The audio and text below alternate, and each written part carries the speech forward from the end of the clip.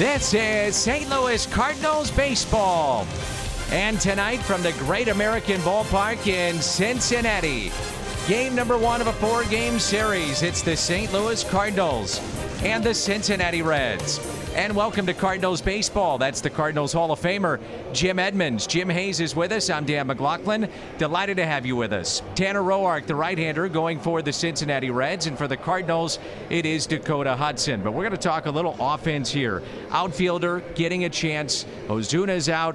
Well, you got Tyler O'Neill in. He's making the most of it. Yeah, he's doing a great job second time around. He's getting a chance to play, and I think that's really the key. I think he knows he's going to be out there day in and day out right now, and look at the numbers. Early in the season, 263 with a 1 home run and 4 ribbies, but since he's got a chance to play a lot more often, 354, 4, and 11, and I'll tell you what, I think experience, and you start to believe that you can be here second time around, sometimes it gets a little bit easier. Yeah, and he said, as you mentioned, playing time, seeing pitches, bat after at bat, that has helped. In terms of the power stats, the highest OPS since the break. And our center fielder, left fielder, right fielder, he's an outfielder. He's a hitter. He can do it. That's Tyler O'Neill. He is 3rd in baseball, and that's a look at your Kubota power stats. Turning the corner, just maybe. 2 series wins.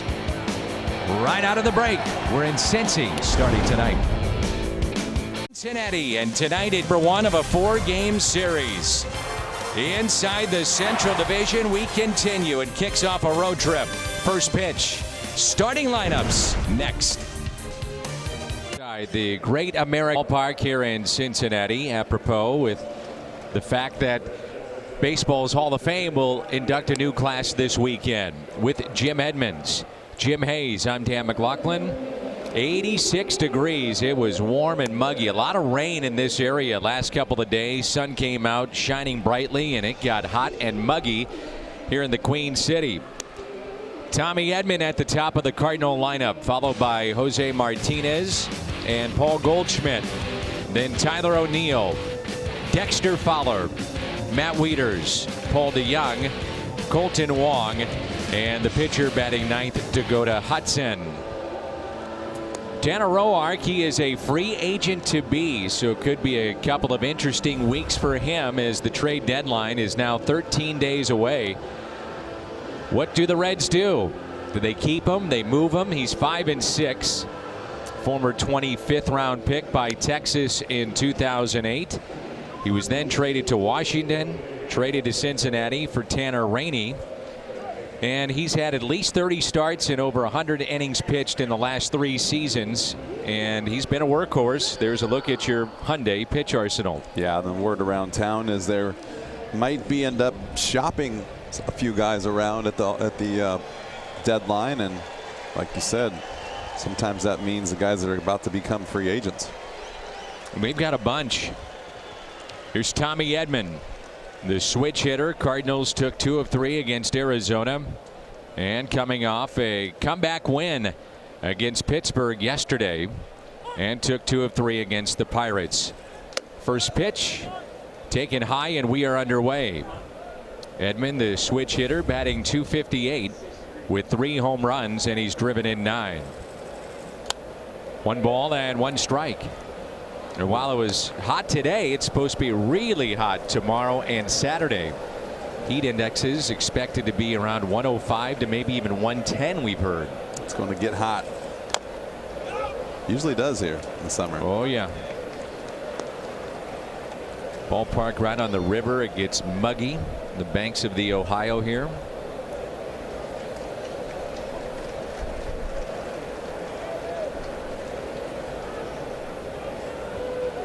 And the next pitch to Edman, taken inside. Chris Segal is our home plate umpire. Carlos Torres down at first. Angel Hernandez at second. The crew chief Ed Hickox at third. And the 2-2. Curveball and a swing and a miss. Strikeout of Tommy Edman. Around the Horn is presented by Dobbs Tire and Auto Centers. Phillip Ervin, good athlete in left. Winker in center. Yasiel Puig, good athlete in right. Big arm. Suarez, Iglesias, Jeanette, Votto on the infield. And Juan Graterol is behind the plate. Jose Martinez, the start in right field tonight. First pitch swung on and missed. Well, just like Tyler O'Neill, Jimmy, getting a chance to play, and whether he does poorly, whether he does great, and recently it's been great, he can pretty much count that his name is going to be in the lineup. And you're wondering if you start Martinez now, if you let him get into a little bit of a flow. Yeah, it's interesting because, you know, Martinez and O'Neill, they could be a little different. You know, Martinez is used to coming off the bench, and I feel like sometimes when he plays a lot, he gets into a little bit of funk. And then a guy like Tyler O'Neill, who's used to playing a lot, is a guy who needs to play. So that's a fine line for a manager sometimes, is find out who can go out there for 20 days in a row and which guys are better off, you know, kind of just blending around and being in the mix here and there and taking 2 or 3 days off a week. Just off the plate. And it's 2 balls and 2 strikes. Important series clearly for both these teams in the Central Division. It's a 7.5 game gap. Last place team, the Reds, and there's Iglesias. They're 7.5 out. The Cardinals starting play 3 back of Chicago and just a half game back of Milwaukee. And here is Paul Goldschmidt. Mentioned it yesterday during the telecast. First time that we've been to the Great American Ballpark after wrapping up the homestand yesterday. And Goldschmidt, timely home run, 18th of the year. He's now driven in 43 and the average at 251.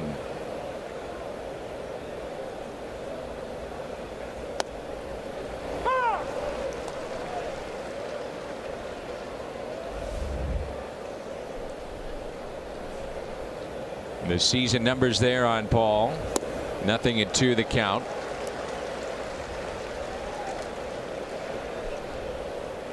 Cardinals start play on the road. They are 20-26 in 2 games above 500 overall.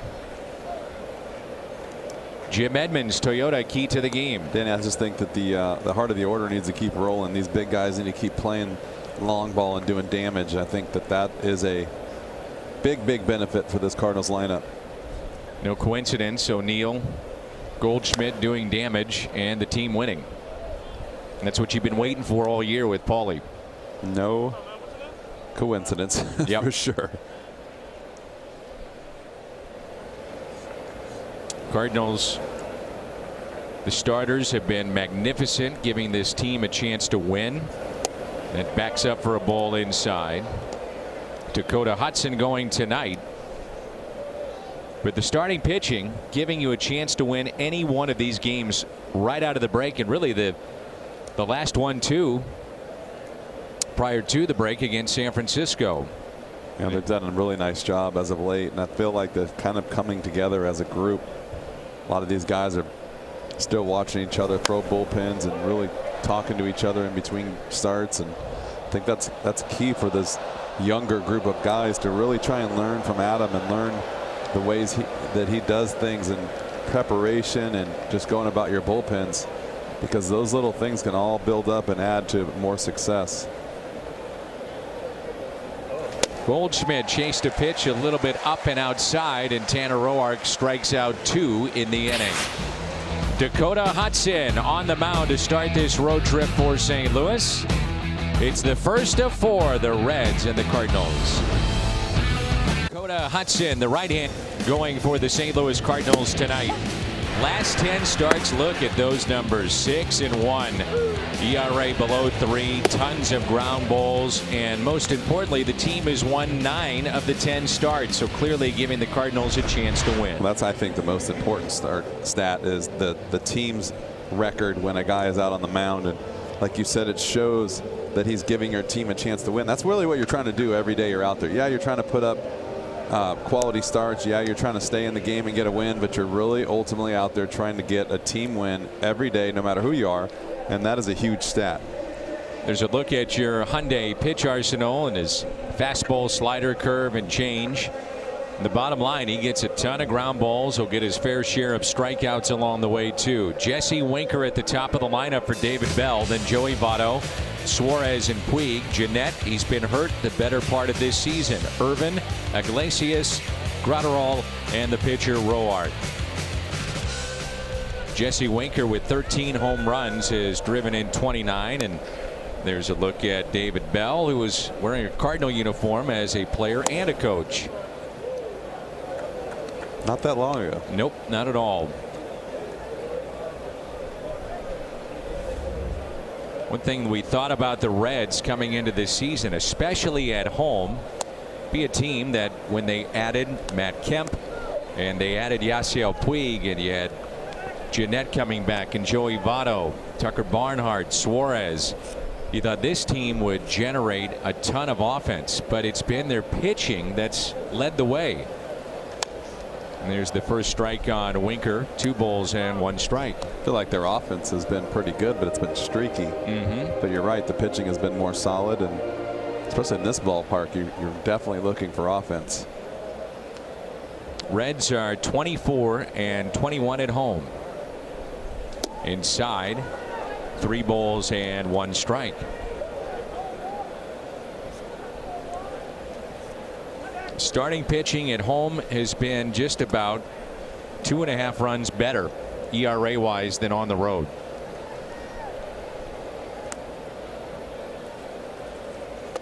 Good pitch and a full count on Jesse Winker. Well, that's the pitch, right? That slider down and in to lefties that is his get out of the jam. Get out of jam free card right there. 8th meeting between the 2 teams starting tonight, and remember, some of those games were in Mexico. Reds have been through St. Louis. Cardinals are 4-3 against Cincinnati this season, despite being outscored by 5 runs in the 7 games.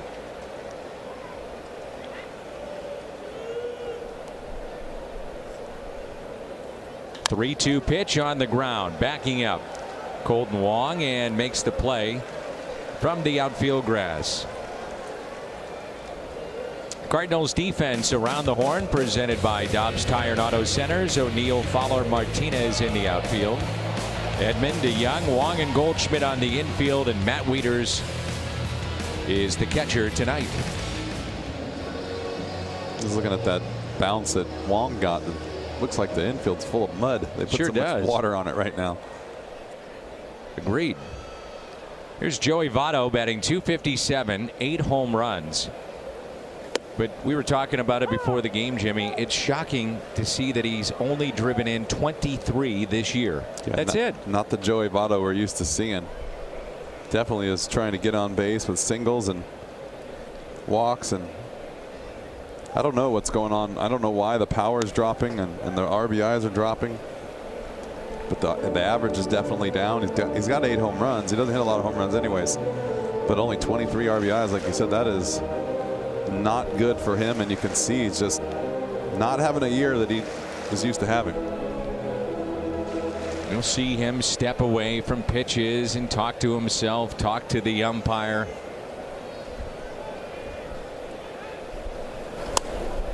He spoils that pitch.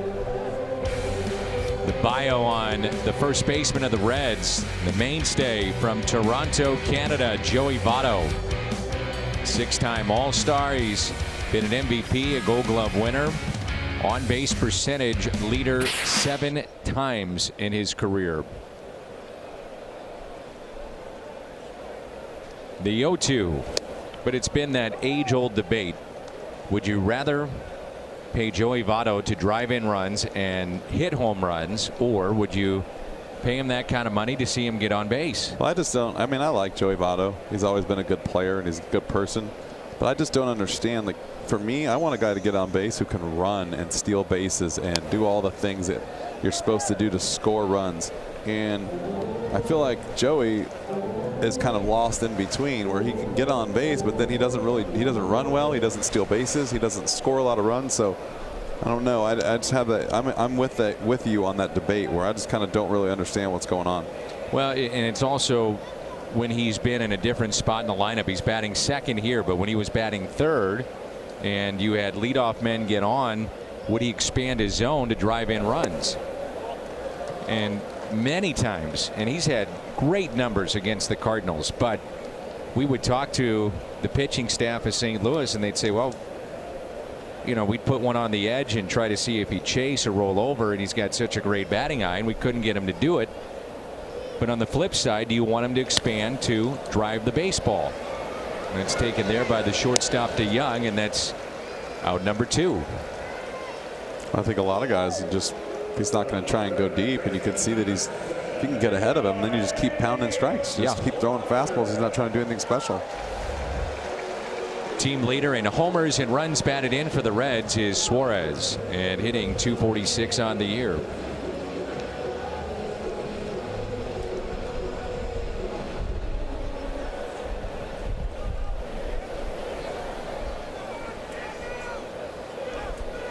So 2 ground ball outs off the bat of Winker and Votto, and now Suarez. Shift on the left side of the infield, and that pitch taken for a ball. We've talked a lot about the hitting backgrounds of various stadiums, and right now the background here at the Great American Ballpark is in the sun. Not good.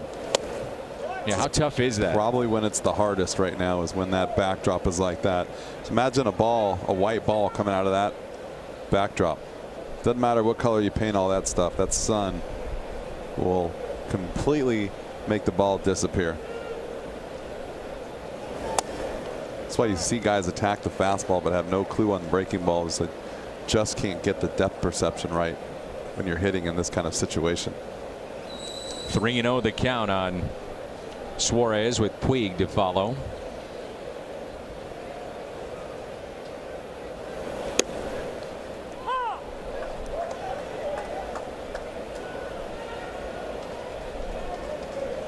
Atlanta 6.5 game lead in the East. Chicago 2.5 in the Central. And the Dodgers with a 14 game lead in the West, and that is hit high in the air out to deep left. O'Neill back, he'll look up, and it's 1-0. Home run number 24 for Suarez on a 3-1 delivery. Well, that's the way you hit home runs right there. You get ahead in the count, look for a fastball. Got himself a fastball, middled in, and that's what you're supposed to do with it right there. No excuses. Swing the bat and get ahead of it.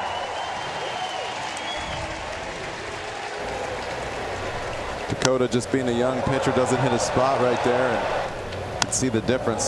Set up outside and makes a mistake and runs it back over the plate.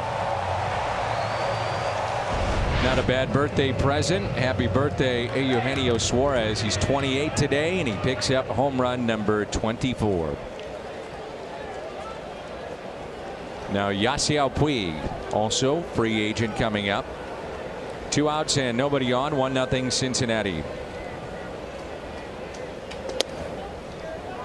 What a talent this guy is. Can run, strong, big arm, and big power. Got off to a very slow start for the Reds, being dealt by LA. He grounds it to third sharply. Nice play. Edman across the diamond. What a great play. So on the 3-1 pitch, Suarez with one swing makes it 1-0. O'Neill, Fowler, Wieters coming up. And download Fox Go. It's the rolling bridge, which is the bridge between Kentucky, Covington specifically, and Cincinnati. Opened all the way back in 1867. Can get quite crowded going across that bridge once in a while. Oh yeah, made that trek many a time. They actually halted during the Civil War construction of that bridge. And as O'Neill breaks his bat, that'll carry out to center field for a base hit. And they did that in fear of the Confederacy. Kentucky could advance on the Union, Ohio, more easily if the bridge was completed. And we don't have to worry about that anymore. Here's Dexter Fowler, the switch hitter.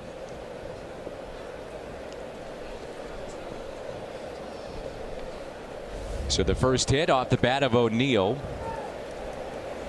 And Fowler in the 5th spot in the Cardinal lineup.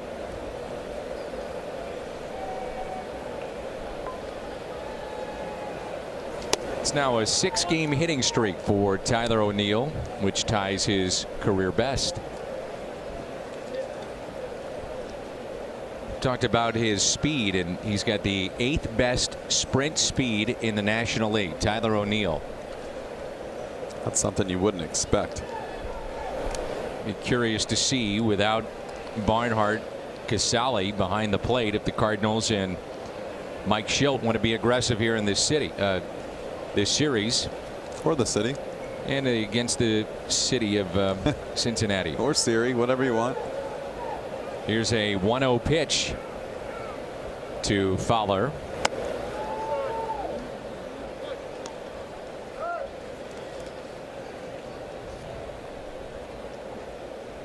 This side of the plate, he's had 7 of the 10 home runs.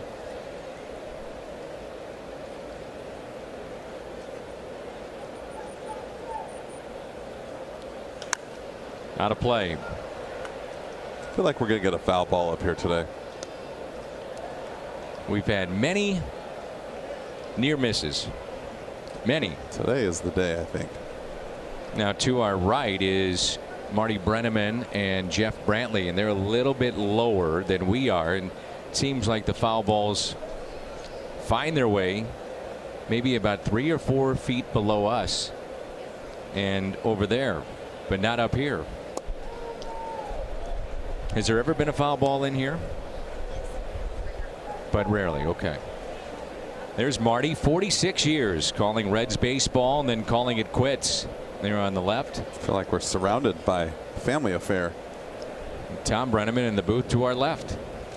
Good rip by Fowler. Keeping an eye on you. There they are. Chris Welsh there on the left. Tom Brenneman on the right. It's a good group right there. Real good people. Be sad when we come here and don't have Marty around. Who else is going to rip me? Runner goes, swung on and missed, and a stolen base for Tyler O'Neill. Oh, they're going to call interference, it looks like, on Fowler, and that'll be a double play. And Dexter saying, I swung. He was starting to walk, but he realized it and ducked. I think that's a bad rule. I don't think he should be out. It should still be a take a look at it here. So he swings and misses, and he starts to walk away, and he realizes it, and he ducks, and there's no contact, there's no interference, there's no nothing. Boy, I'm with you. The second part ridiculous. of this that I think needs to be a judgment call is that, and he could ask for help, but Tyler O'Neill slides in so safe at second base, it's not even close. It's a terrible, terrible call.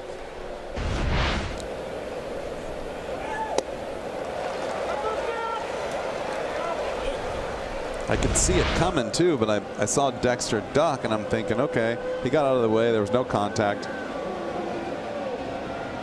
Should be okay.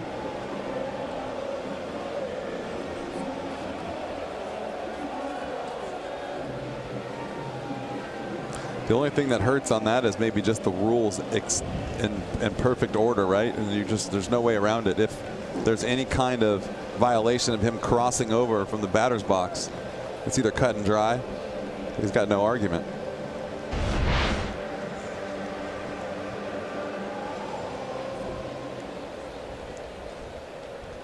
I mean, he doesn't even get close to interfering. Another one of those rules. Mm-hmm.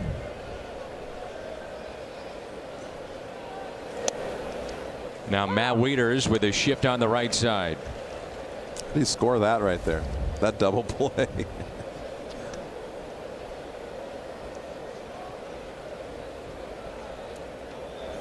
And a ground ball by Wieters, chopped to second. Coming in, Scooter Gennett makes the play. 1-0 midway through 2. Lineup for St. Louis, and we Jim.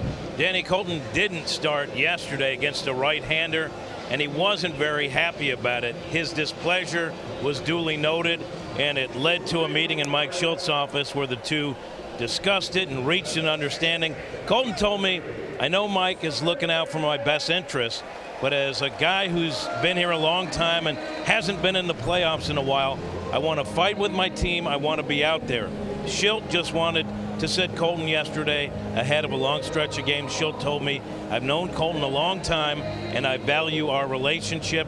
That's why my door is always open. Dan, communication is very important. It's the one word, communication. We hear Jimmy all the time with Mike Schilt, don't we? Yeah, and we have a very huge lack of it up here in the booth between me and you. I don't see what's so funny about that. You don't talk to me. I just sit over here and just watch the game. You weren't happy with that call there on Dexter Fowler. But I think the rule is pretty By the way, clear. we have great communication. I'm kidding, obviously. One of my best friends in the world. I mean, what else do you want from me?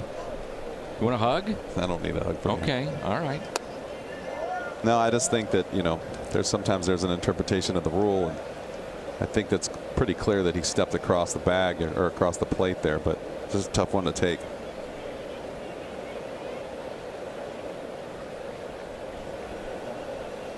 Well, there's different ways to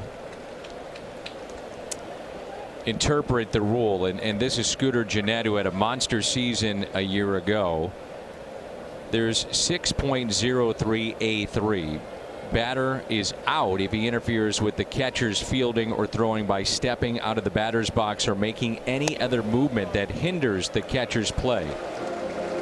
And so my interpretation of that is that the batter's box is not a safe haven, and then it's clearly the direction of the umpire and how he wants to call it. Cut and dry, though. If he steps across the batter's box. Right. I think the guys next door said they didn't understand the ruling as far as the scoring goes, but they did say that he clearly stepped over the line and onto the plate, and that's where it goes from gray to black and white. Right. So Gennett is aboard with a walk from Hudson, leadoff man, and now Phillip Ervin. Ervin hitting .356. He's got one home run, and that happened against St. Louis. He's driven in 9. And this is where you think about that ground ball for Dakota Hudson. We've said that every time he has pitched in the big leagues, whether it be coming out of the bullpen or as a starter. Runner gets on, and it's where Hudson is at his best many times. Gets the ball on the ground, and now Ervin hit by a pitch up and in. A walk, hit better.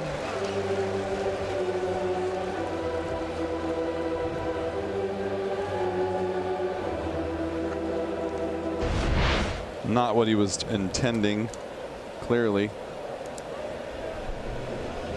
Ball got away from him a little bit, but see, he can go after those ground balls like you talked about. There's 3 outs in the first inning where ground balls all around the infield, so that's what he's looking to do right here, and that's what you need to get done. Mike Maddox, Cardinals pitching coach, out to visit Derek Dietrich, by the way, the second baseman that was filling in for Scooter Gennett. He was hit by a pitch a couple of days ago, and it hit a nerve in his leg and had trouble walking yesterday. Now he's not been put on the IL. He is listed on their sheet as available, but on their bench, so they're going to have to do something there with that second base situation potentially with Gennett and Dietrich.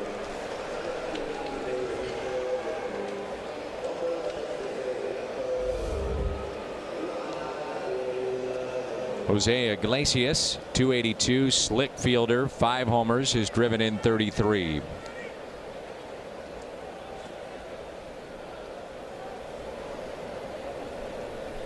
And that's pulled foul. The ground ball percentage for Hudson, when he kind of figured it out and then started what was a very good run, was 66% in June, 61, and thus far here in July right around 50%, but on the year 45. And well, you take that, wouldn't you? Yeah, like I said, he's very capable of getting out of jams, especially with that slider. That's the thing with Dakota, is he's got the sinker for the double play ball, and then he's got the slider that he needs to use. He can use against lefties and then get strikeouts.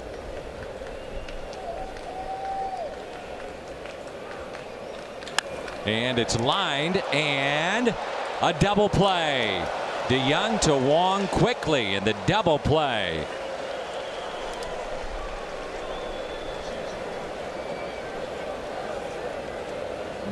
And that will help. Undoubtedly. Just another double play. See right there, Scooter just got himself in a little bit of no man's land, and there's nothing you can really do there. That ball gets on you quick.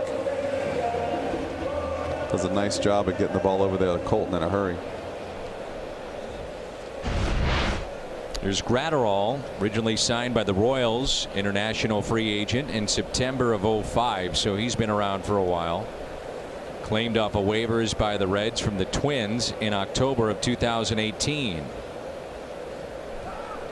So this catcher made his Reds debut on Wednesday at Wrigley Field, added to the 40-man roster, and the team then put Raisel Iglesias on the paternity list, and that's big. So Iglesias, first time he might be able to pitch in a game would be Sunday, and he is lights out as their closer. Michael Lorenzen would probably be the closer filling in.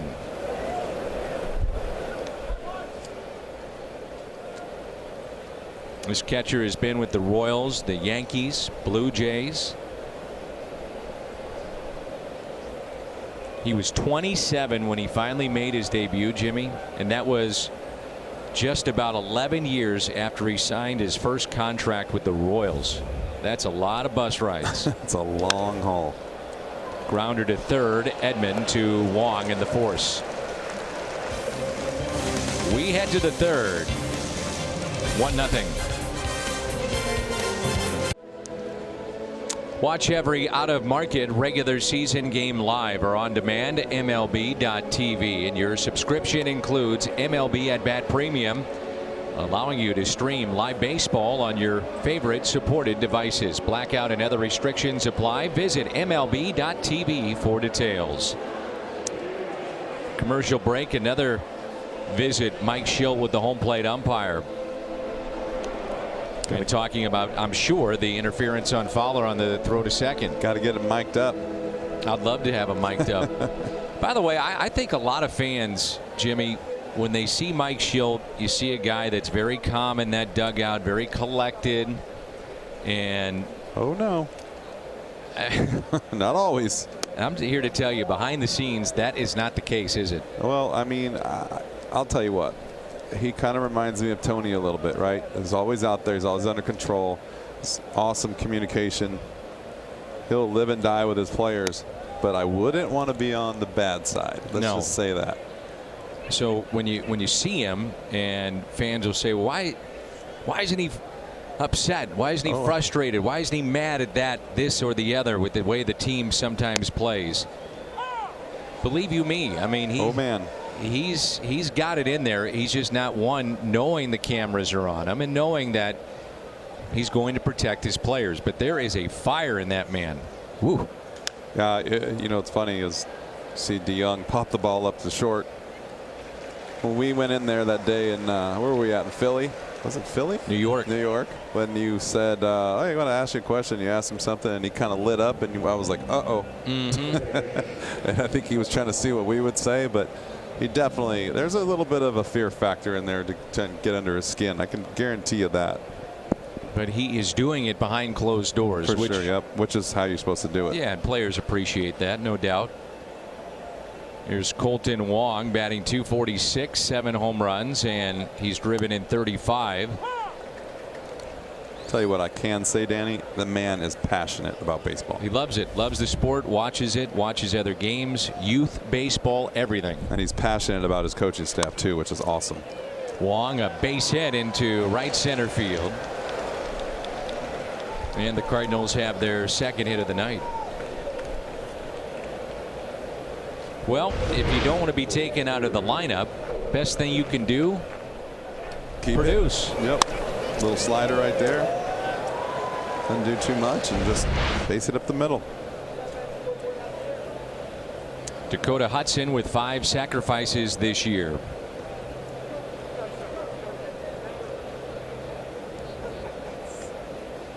Had to wait for the bat boy to collect the equipment of Colton Wong, and now we're ready to go. Wong, with 14 stolen bases this year, was picked off the other day. Outfield very shallow. Hudson squared to bunt. I like what he did there, Jimmy, and not only did he square, but look at where he positioned himself in the batter's box. He moved up a good half foot. Old school baseball right there. Basically, when you're bunting, you're supposed to move up in the box, so when you make contact, the bat is almost in fair territory. It gives you so much of a better angle. If you're back in the box, then you can bunt the ball, and you could literally bunt the ball straight and it could stay foul. You're right, though. When he squares around, he hops up forward a little bit. That's good fundamental baseball right there. Third baseman Suarez way in at third. Votto holding Wong at first base. Should take a hack right here. Looks like he wants to. Now he squares. And the other thing I like about Dakota right there too is both of those pitches are borderline, but they're not pitches to bunt. He didn't even hesitate, just pull the bat back.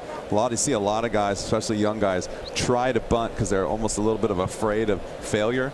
Try to bunt everything, trying to get it over with, and he did a good job right there. Both pitches of just pulling the bat back and waiting for another pitch. Bunts out one foul, and it's 2 balls and a strike. It's because they give you the bunt sign doesn't mean you got to bunt the first pitch or bunt every pitch. You just got to get the ball down eventually.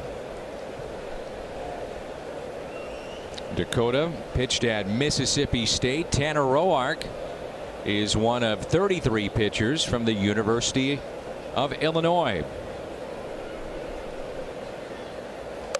Pushed foul. And that's what I'm talking about right there. He made the mistake of chasing one. Got started a little bit late. Tried to move up and bunt and do everything all at once. See, that maybe was a cutter and he just kind of chased it.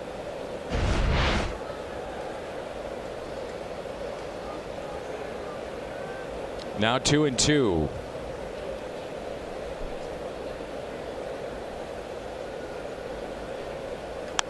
Bunts it to Votto. Spins, throws, out there, the turn. That is big league baseball, folks. Wow. Votto, Iglesias, and then over to first. Just bunted barely too hard, and you can see what a quick double play will do for you. MLB moment. Budweiser will be there. By Chevrolet, the #1 selling brand in the St. Louis area. Find yours at your Mid-America Chevy dealer. And try Jack's $4.99 barbecue bacon double cheeseburger combo only at participating Jack in the Box restaurants. What a double play turn there by the Cincinnati Reds, and no hesitation, Jimmy, whatsoever from Joey Votto. No, and actually Hudson does a good job of getting this bunt down. It's just a little too hard, but it's only a little too hard because Joey Votto makes such a great play. It was a very nice double play by the Cincinnati Reds. I mentioned that Iglesias is slick at short, and that was a quick turn as well. BaseballRulesAcademy.com. BaseballRulesAcademy.com. That is our friend Chris Welsh, who does the Reds telecast, and even he was befuddled with how the play was called at the plate with Fowler up, and it wound up being interference on Dexter on the potential stolen base of Tyler O'Neill. And also, if you're scoring at home, that'll go to the catcher. It's 2 unassisted on the double play. And the pitch taken up and in by Tanner Roark. A lot of confusion out of that one play. Yep. Now, if he had swung and impeded the catcher, what you would have in that situation then is a dead ball, and O'Neill would have returned to first base. That's hit down the left field line by Roark over to get it. O'Neill overruns it a bit, and Roark will wind up at second base.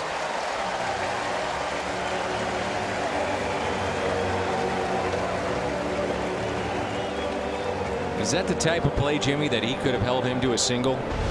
I think they had him played way over, and I think he pulled this ball way in the corner.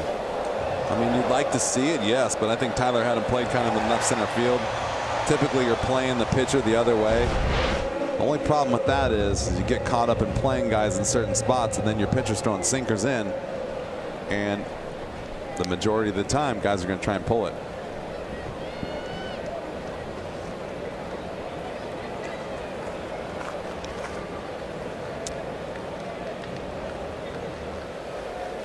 So the base hit by Roark, and now Jesse Winker, who grounded out to second.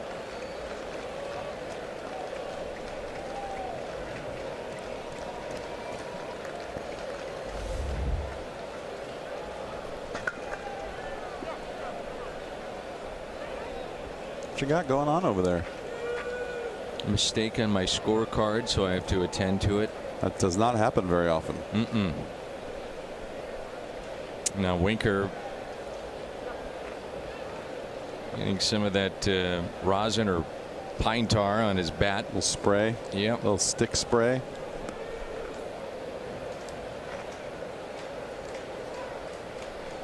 Here's a 1-0 pitch to the Reds leadoff man.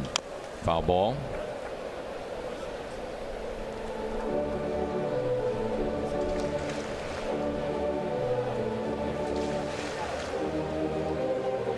Reds, if you just joined us, with a solo home run by Suarez as Winker limps back into the batter's box.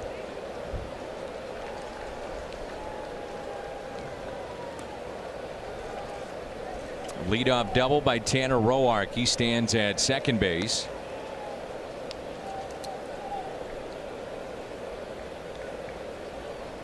And the 1-1.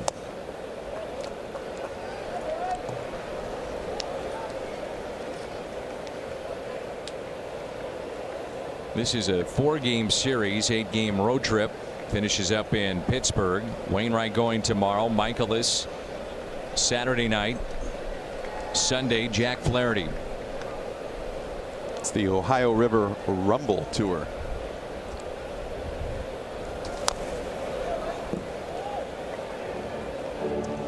Both teams playing on the Ohio River, obviously, right, Danny? You get the three rivers, and then you have Ohio here. Bottom line, it's an important stretch of baseball for all three teams. Trade deadline coming up, and figuring out where you're at going into August.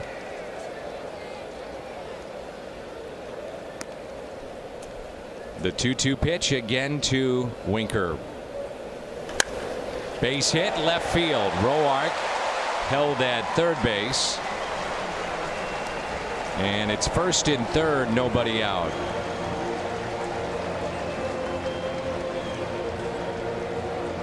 Now time for T-Mobile's connection to the game. Chris Paddock of the Padres rode a perfect game into the 6th, no-hitter into the 8th. Starlin Castro ended that with a solo shot to open up that frame. Yu Darvish finally gets his first win as a Cub at Wrigley.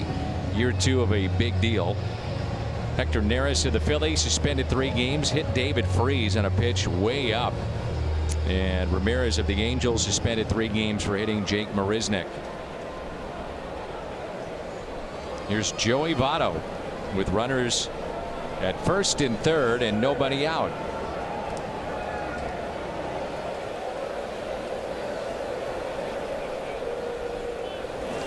Reds currently missing Tucker Barnhart, oblique issue.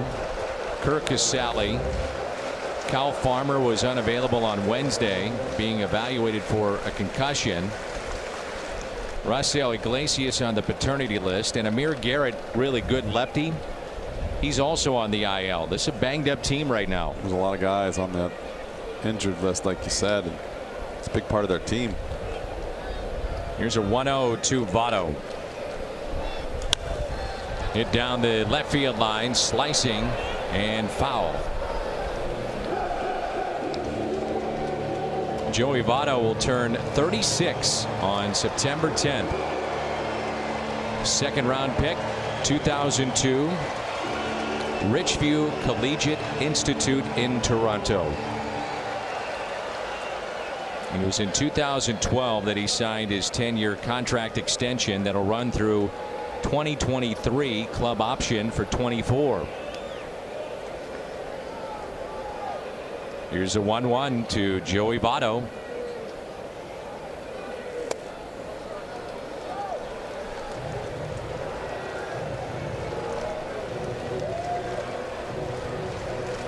told a story a couple of years ago. Joey Votto was given Ted Williams' book. I don't know if you've ever read that. It's really have not intriguing, but it's called The Science of Hitting. Read it as a teenager, and he's always been infatuated with the legend of Ted Williams. Reads about him, asks those that knew him about Ted Williams. He hits just like him. And he also said he learned more about the game of baseball from Scott Rowland than anybody he's ever played with. Yeah, him and Scott used to sit in the corner and talk all day long when Scott was here. And Joey said he learned a lot from Scott, just talking to him day in and day out. 3 balls, a strike on Votto. Down the left field line, it's slicing and out of play. I think Joey was always one of those guys when he was young. He just came out and played the game, really didn't put much thought into it. And I think a guy like Scott Rowland really opened his eyes to how the game is played inside the game. And probably, like I said, you make a big change in your career when you start to really learn what's going on around you and not just kind of caught up in what you're doing by yourself. A lot of talk about how Joey took a long time to open up to his teammates and started helping some of the younger guys, and for a long time he just kind of sat in the corner and just did his own thing. 3-2 pitch. Votto hits a ground ball foul.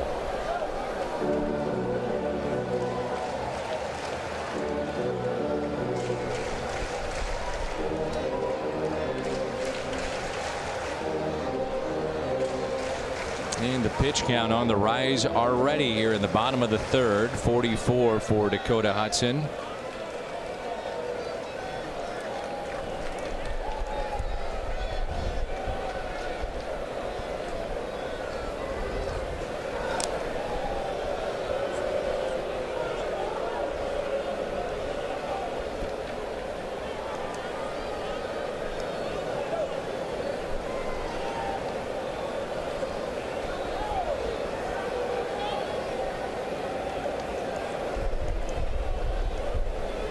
Full count delivery.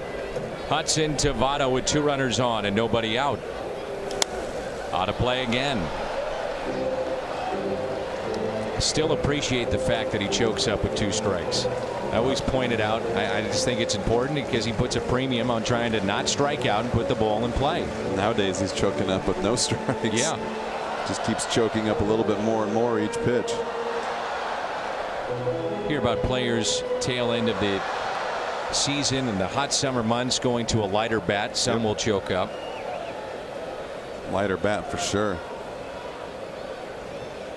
He's not choked up as normal, as much as he is normally. He's trying to drive the ball a little bit right here. Hits it up the middle past Wong and into right field. A run will score. That's Roark and Winker to 3rd, and because of that, Votto to 2nd. That is not the place to go. 2-0 Cincinnati.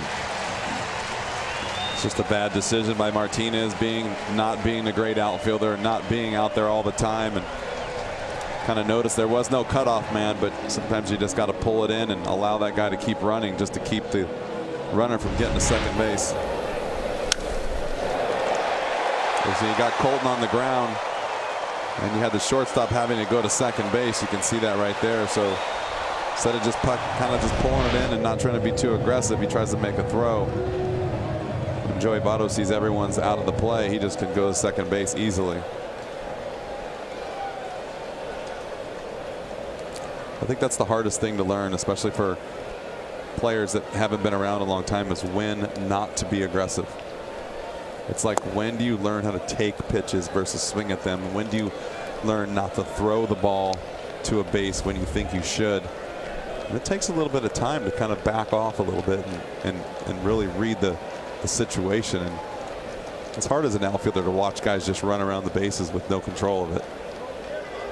Here's a 1-0 pitch. Super important.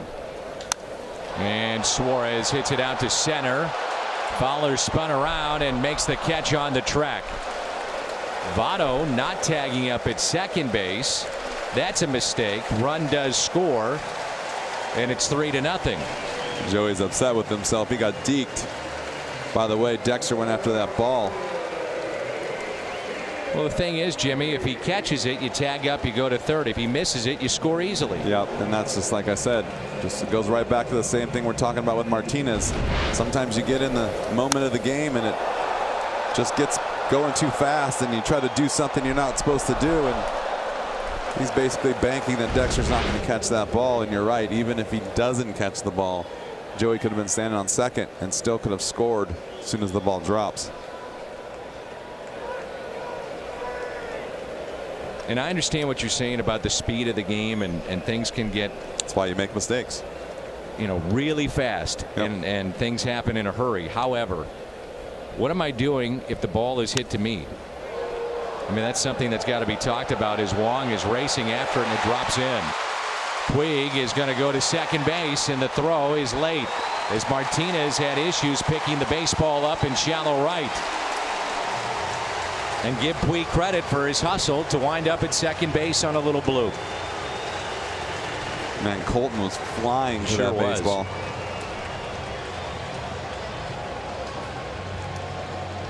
Good effort right there by Colton Wong. He really got out there, but there's just nothing he can do. Look where he's playing, and look where he ends up. This is amazing. He's in right field. And what I keep telling all the young kids at home, and I even talk to these guys in the big leagues, you can't throw anyone out unless you pick up the ball the first time. You can't throw anyone out if you don't catch it, and you can't throw people out if you don't pick it up. So pick up the ball with your head down and then worry about where the runners are going. That is ruled a double for Puig. That is some serious home scoring right there. So runners at second and third, and Scooter Gennett is coming to the dish with one out. Already 3-0, and with that, Michael Wacha starts to throw in the Cardinals' pen.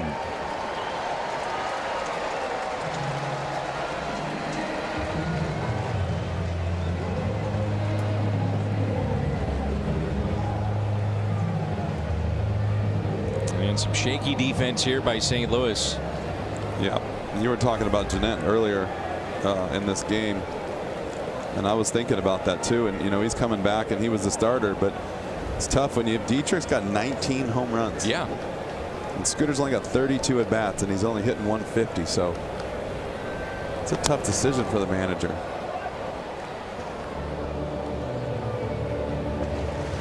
You don't plan for, sometimes when you got a guy, your starter to get hurt, you don't plan for the backup to come out of nowhere and all of a sudden throw 20 home runs up at the All-Star break. And then when your guy comes back healthy, then what do you do?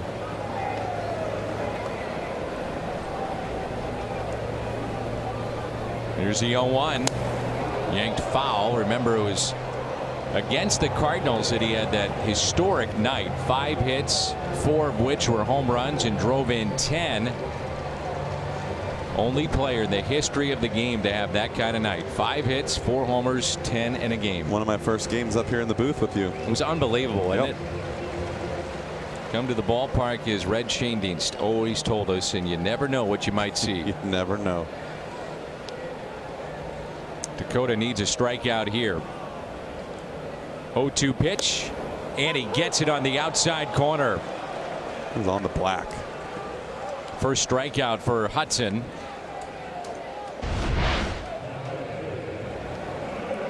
This is another one of those games, Jimmy, where Hudson might get out of this inning. He's 1 out away from doing that, and he's given up a couple of runs to make it 3-0. But then you look up, it's a 6th inning, and it's a tie game where the Cardinals have the lead, and he's given up 3 runs. Well, he's been able to minimize damage, I think, in situations like this usually. And we've all seen him getting in jams and get through them. You don't hardly ever see him give up 3 runs in an inning. And that's what's been so good about him, is he can get through these jams because of that slider and that ground ball sinker. Runners at second and third. Phillip Urban was hit by a pitch back in the 2nd inning.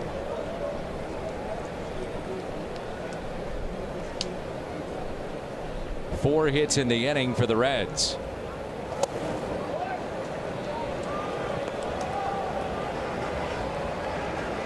And it's 0-2. Cardinals will have the top of the lineup coming up.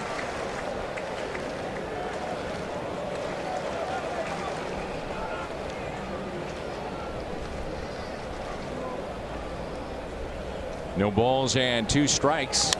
Irvin hits it off the end of the bat, but that'll carry to Fowler. Reds will strand a pair, but they pick up 2 and add to their lead. It's 3-0.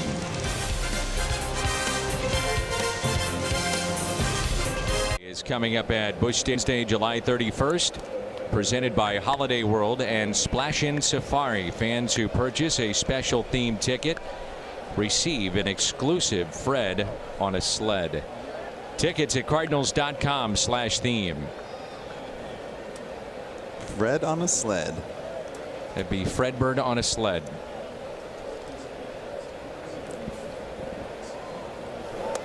Curveball by Roark to Tommy Edman. Taken for a ball. Top of the lineup for the Cardinals. It's Edman, Martinez, and Goldschmidt. 3-0 Cincinnati.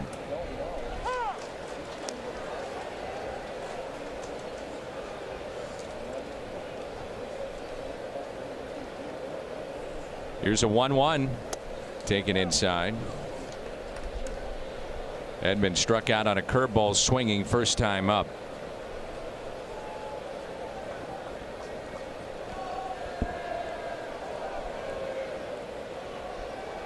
And the 2-1 pitch. 2-2.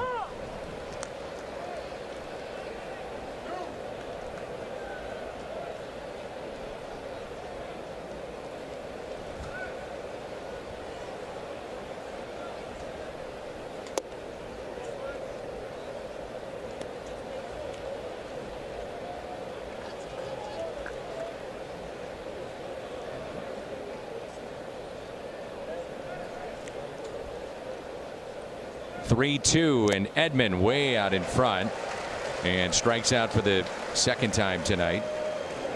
Tanner Roark with 4 so far.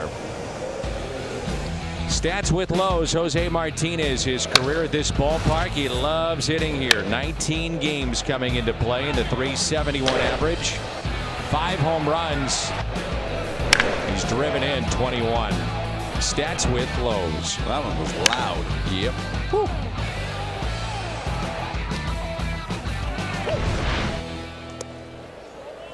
Mentioned that Tanner Roark is one of 33 that have made it to the big leagues from the University of Illinois all time. 69 wins, 4th most by U of I alum in the history of baseball. So you might be asking, who has the most? I am. Kenny Holtzman. And he is from St. Louis, graduated from U City High in St. Louis, 1963, went on to Illinois, and then 174 wins in the big leagues. Wow.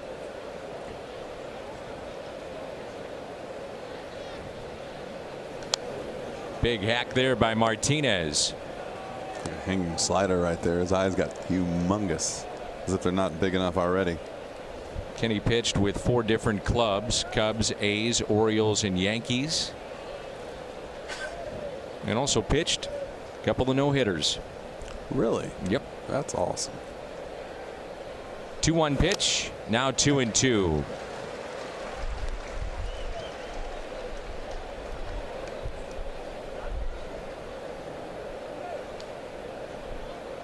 Backing away from the plate, Martinez, and home plate umpire noticing something not quite right with Jose and giving him time. And we have a camera there on Paul Goldschmidt, how a batter gets ready when he's on deck. In the on deck circle. Yeah, a lot of guys do a lot of different things. First thing that comes to mind is, remember, McGuire would stand there with his eyes closed and visualizing. You can see almost every pitch other than that one. Paul's kind of just trying to get his timing down. I didn't really stare at the pitcher a whole lot.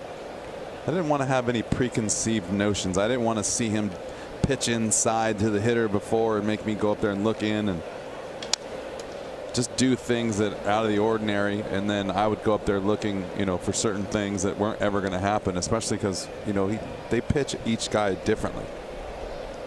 How much did you think about this scouting report, if at all? I didn't, to be honest with you. I just tried to really narrow down what he was going to try and do, what he did with his stuff, and then I would just try to go out there and combat that. I didn't want to worry about too many things. You know, and I wasn't always right, but I just thought that that was the best way for me.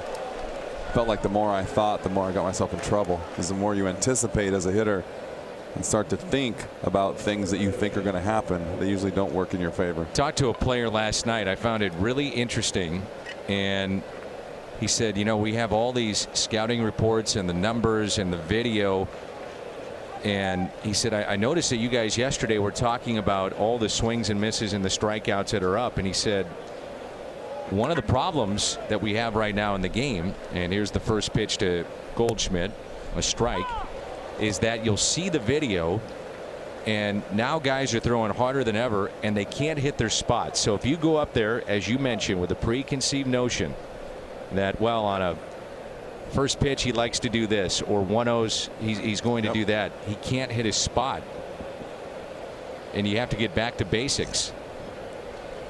See it, hit it. Well, I have a way of talking to some of the younger players, and I try to tell them that go look at their patterns as what they do against the righty, what they do against the lefty. And then you'll see if there's 100 pitches, and you'll see a tendency of each pitch where it's usually trying to go, right? And so that's the way that they pitch. They're going to move the ball around, but eventually they're going to go back to their tendencies.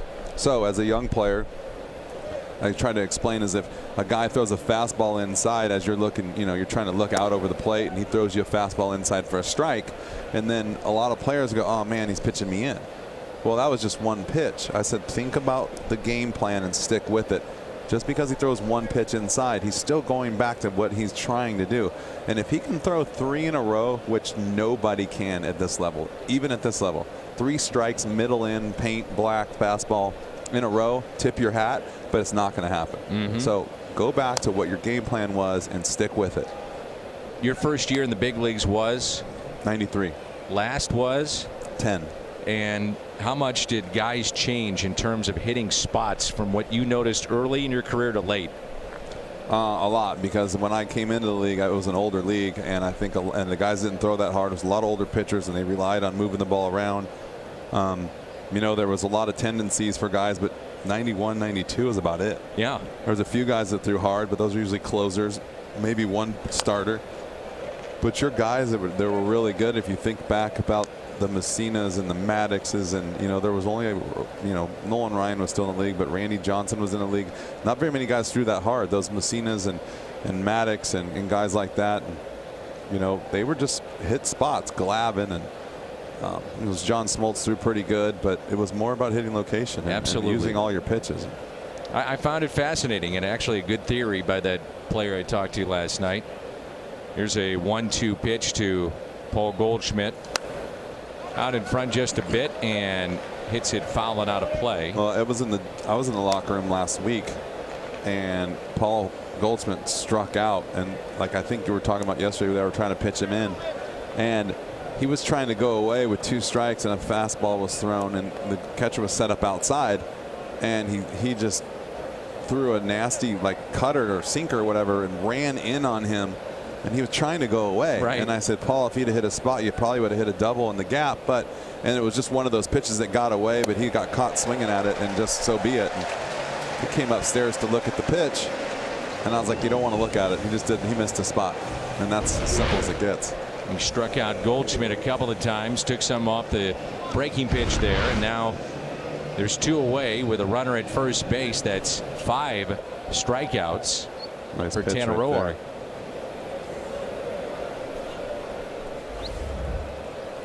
Tyler O'Neill is one of the 2 hits for the Cardinals tonight, a broken bat single to center field.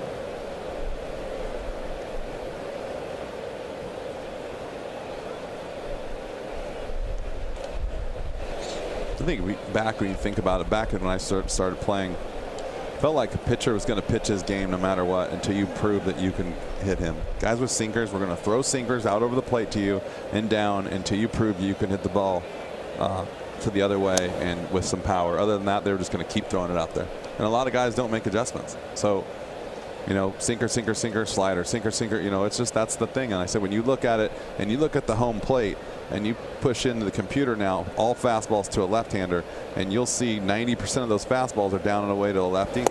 And there's a couple up, there's a couple in, there's a couple all over the place. But he wants to throw the ball down and away. Yeah. And that's what you got. You have to go out and try to be ready for that pitch, because anything else is just not what he's trying to do. 1 ball, 1 strike here on Tyler O'Neill. Room on the right side. Second baseman Jeanette near the bag. O'Neill into center, and that's a base hit. He's 2 for 2.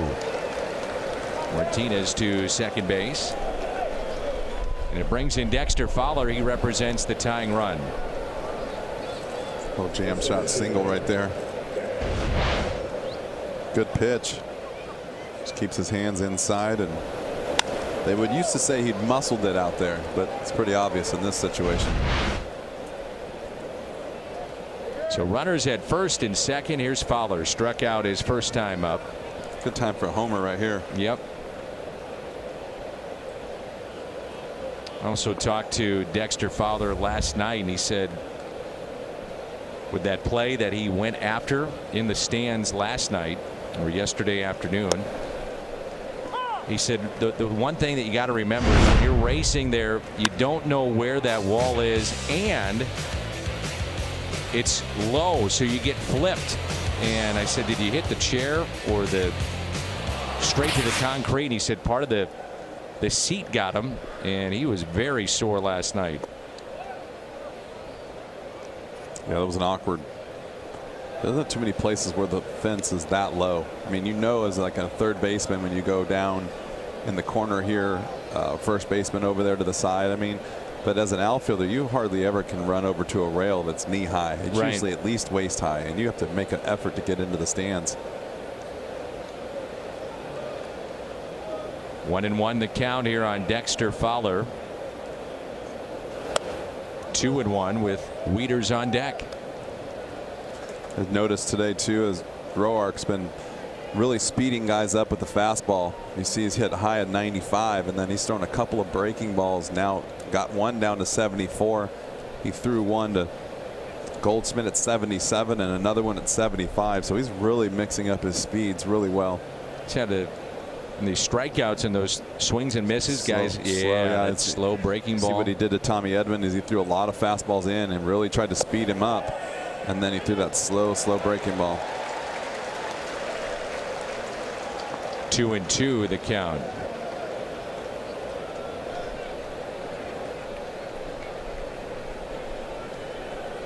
You start to see the swings and misses and the check swings on cutters and stuff. Starts to make you think that he's got a little bit of a sneaky fastball. The ball's kind of jumping on guys, so they're trying to cheat a little bit, and that's why they're getting caught off by that breaking ball too.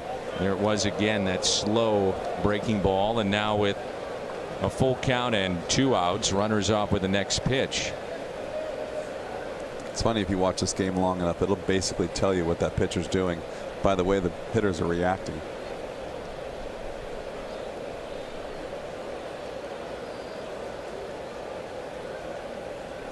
And that is hit on the ground, right side, taken there. Iglesias, and Fowler retired, and the Cardinals strand a pair. It's 3-0 Cincinnati. News on a former Cardinal coming up. This date in Cardinal. We find out more at Fuse.com, and that sweet swing of Jimmy Ballgame. My partner tonight, Kaz Ishii, was on the mound. That was home run number 250. Second batter of the game, and a 2-run shot for the Cali native against the Dodgers. You wound up with 393 in 17 years. And now you got some goosebumps on your Dodger Stadium, baby. On your arm. You still get the goosebumps, don't you? Dodger Stadium. Growing up right there. Dodgers were the team when I was a kid. Got any left in the tank? Yeah. You do? I got a lot left in the tank, but I don't have any limbs to run with. I got a destroyed left knee and a destroyed right Achilles. So the heart is willing. Oh gosh, yeah. I get out there and try to shag some fly ball. Actually, I've just started to run a little bit more each time I've been on the field. But in spring training, man, I would see the ball go up in the air and I'd take a step and go, uh-oh. Don't do it. Yeah, don't do it. Willie and I talk about it all the time. The eyes and the heart and the brain is there, and you start to take a step, and you go, never mind. Let the kids go get it. Gotcha. I could just live through my son now. That's a base hit for Iglesias. Tell you what, it's a lot of fun to go out on the field with your son and let him run around and play. And I didn't think I would, as a parent, really get to that point because he was so young when I was finished. But now I'm starting to see how awesome it is to have your son out on the field with you. And even though I'm not a player, it still feel like one when you're out there, and being a part of the organization has been so great to me for so long. It is all worth it now to be able to take him on the field and see it. And it is like the coolest thing ever.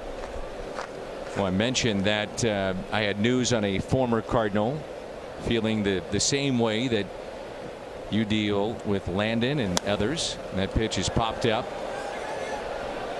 Gratterall, the catcher, and Tommy Edman with the play. But Matt Holliday looks like his days in the big leagues are officially done. So Josh Holliday, the Oklahoma State head coach, Matt's brother, has invited him to join the coaching staff, and Matt was approached by that offer last month, and he accepted. So he will be an on-campus coach. He won't be out actively recruiting, but looks like that means that his days as a major league player are through. What a career it was. Matt Holliday, congratulations to Matt and his brother and his dad. I'm sure he's proud seeing those two together at Oklahoma State. Matt actually moved back this spring to Stillwater, not too far away from campus, and he'll be in uniform for Oklahoma State.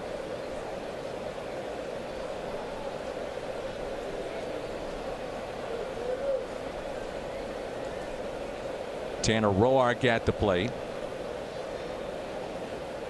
He doubled first time up. Showing bunt here, and pulls back and takes a strike. 0-2.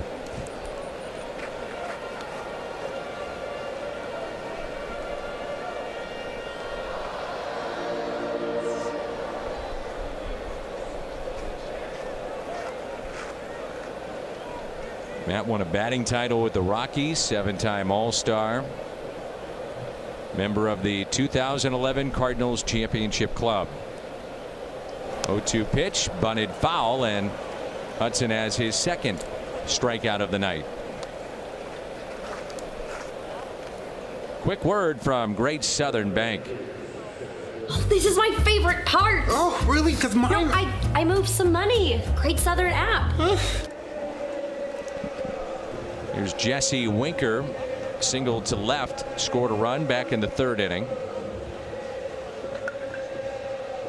3-0 our score. Home run hit by Suarez. And RBI hits.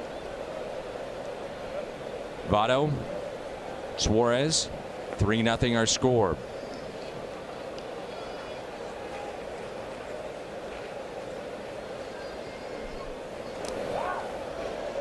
This date in Cardinals history, Terry Pendleton made his major league debut. He was a 7th round pick in 1982, wound up being an MVP with the Atlanta Braves, and 7 really good years with the Cardinals. 1984, Terry Pendleton debut. Also a happy birthday to Joe Torre, traded to St. Louis from Atlanta in 1969. Orlando Cepeda was part of that deal. And Joe now part of the Cardinals Hall of Fame. And he also an MVP 1971. Manager, 6 years with the Redbirds. That's fouled back just below us. And then he was off to New York, and that's where he had his greatest success as a manager, obviously. 6 pennants, 4 World Series championships. Right guy for the job. That's all. And on to Cooperstown and baseball's Hall of Fame. Happy birthday, Joe. 79 years young today. Born in Brooklyn, New York. So 2 outs, runner at first, and a ball and a strike on the leadoff man, Jesse Winker.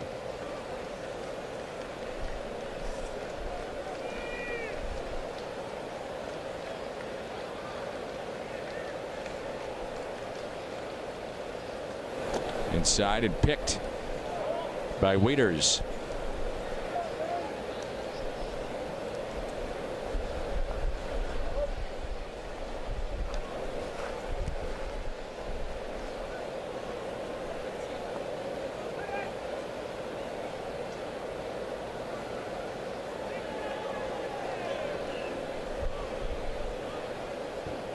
Iglesias, the runner at first base. He's got 2 steals this year, and a 2-1 pitch.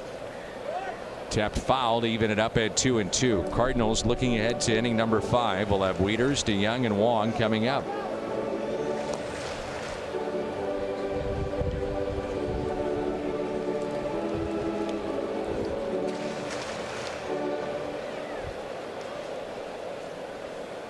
Winker, the 25-year-old from Buffalo, New York, drafted by the Reds, first round in 2012. Not a lot of players coming out of Buffalo. That's why at the age of 9 they moved to Orlando, get to some warm weather and play baseball. Runner goes, and the throw, ouch, is not in time as the tag and the glove went right to the helmet of Iglesias, who was slow to get up. Looked to be a pretty good pitch there too. Stolen base number 3 for Iglesias. It's a rough slide.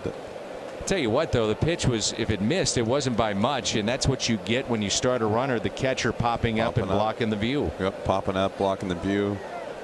Some guys moving. Just a bit up. Yeah, it's up. Isn't that crazy? From up here, it looked like DeYoung's arm took his head off. Sure did. Look back at the replay, and wasn't even close. 3-2. Iglesias, your runner at second base. Shallow left center. Fowler is there to make the catch. Red strand runner, their 4th of the night. We head to the 5th. Wieters leads it off when we come back. That'll be Friday, July 6th. Cardinals.com/promotions. You might get a Jim Edmonds jersey, Chris Carpenter, others. Cardinals.com/promotions. Part of our 04 reunion weekend. Anybody you're looking forward to seeing you haven't caught up with in a while? Edgar. Is he coming back? I think so. I think good. I got the email about that. I think everyone else that's coming back I've seen. Maybe Steve Klein. I think, was he there? Oh yeah. No, was he? I'm trying to think of the email that I had about the reunion. It was kind of cool. They said some of the guys that were coming back. 0-1 the count on Matt Wieters. Now 0-2. Cardinals with 3 hits tonight, 2 by O'Neill and the other by Colton Wong. All 3 have been singles, and that's been it. Jason Marquis, maybe. Be interesting to see him again. Everyone else I think I've seen. Boy, Jason Marquis played a long time. Yeah, he did. I feel like he was just playing somewhere else recently, like overseas or. Well, he played in the Winter Ball. Oh, the World Baseball Classic. He was with Israel, I believe. Tony Womack. Marlon Anderson. Yeah. Ray King, maybe. Might be on that list. King and Marquis came with Wainwright in that deal with J.D. Drew and Marrero and the Cardinals and the Braves. Soup is supposed to be here. Woody. Don't forget C.J. Cherry. C.J. will be there. Is he coming back? How about Buddy Bates? Buddy Bates was out of the picture by then. I'm trying to think when Buddy's last year was. Early 2000s, I guess. Yeah. He retired a couple times. One of the nicest men in the game. Worked in the Cardinals clubhouse for many, many years. And that is hammered down the right field line and hooking foul. Now we have Mark Walsh manning that. Rip Rowan was there for years. He's on the visitor side now. Mark, appreciate everything that he does for us. Andy Boyer as well. Those guys, a lot of long days and nights and no complaints. And that Mark Walsh really works hard. Like I said, long hours and nights. And that's fouled back, and his daughter Allie is headed to the University of Arkansas and just graduated high school, and I can't believe I'm saying that. I'll tell you what, if you work at the stadium during the summer, you should be commended, because everyone there puts in long hours and nights, and it's amazing to see what goes on behind the scenes. 2-2, and that's a base hit for Wieters into right center field. 8-pitch at bat. Bill Finley comes to mind, the head groundskeeper, and his crew. Wonder if Walt Jocketty will make his way back to St. Louis, as he was the general manager at that time of that club. He has his name is on the list. Walt is currently out of town, still working as a senior advisor for the Reds in their front office, and he'll actually be at the ballpark tomorrow. Yeah, he'll be in town tomorrow. I spoke with their general manager today and passed along Walt saying hi to everyone and said he'd be in town tomorrow. Walt was back for the weekend with Albert Pujols. Barry Weinberg, longtime lead trainer. His name is on that list. I was calling games back then. I'll be there. You will be there, and I will be there.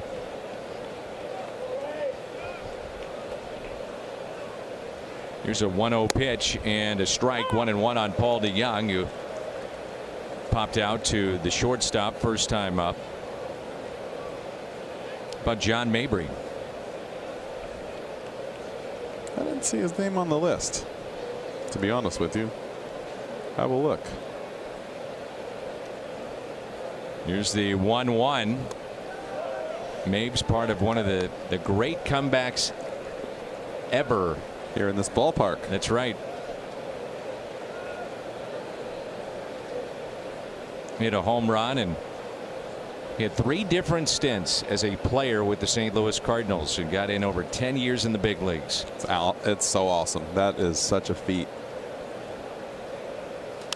Oh, Danny, here we come. Oh. Relax. Got to get a foul ball. Today's the day. Mike Matheny, I'd be curious if he would be coming back as well.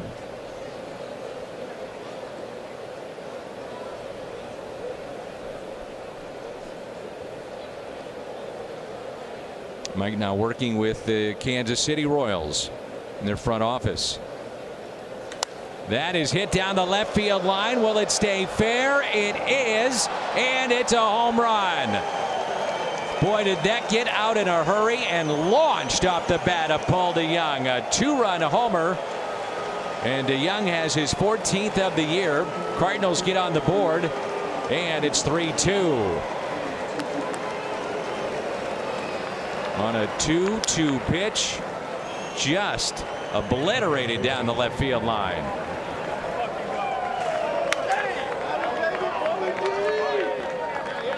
Nissan drive of the game, and off the pole, the foul pole down the left field line. And as you were watching the foul pole, I was watching him. Check this out. Don't think they're wishing for that. They stay with it. And Wong is hit by a pitch. What did you see with Paulie? I think he skipped right before he got to first base, as to be like, yes. Well, he needed it. It's been a while for that. June 16th, the last time that DeJong had homered. Here it is, Jimmy. No, it's just right before that. Maybe I just saw something, but I'm a little too high up here in the booth. It's hard to see from up here. So his first home run since June 16th, that was at Citi Field. 10 of the 14 homers have come on the road. Well, you know, you had Michael Wacha up for the second time, and he still could come in this game if you're asking Hudson to bunt, who's been pretty good in this spot. 5 sacrifices. But now a 3-2 game. We'll see how Mike Shildt wants to play with his pitcher, Dakota Hudson. So you could have him bunt in this spot and then still take him out and not waste a position player, which could happen. Yeah, I think it's not a bad idea. Like you said, don't waste a player.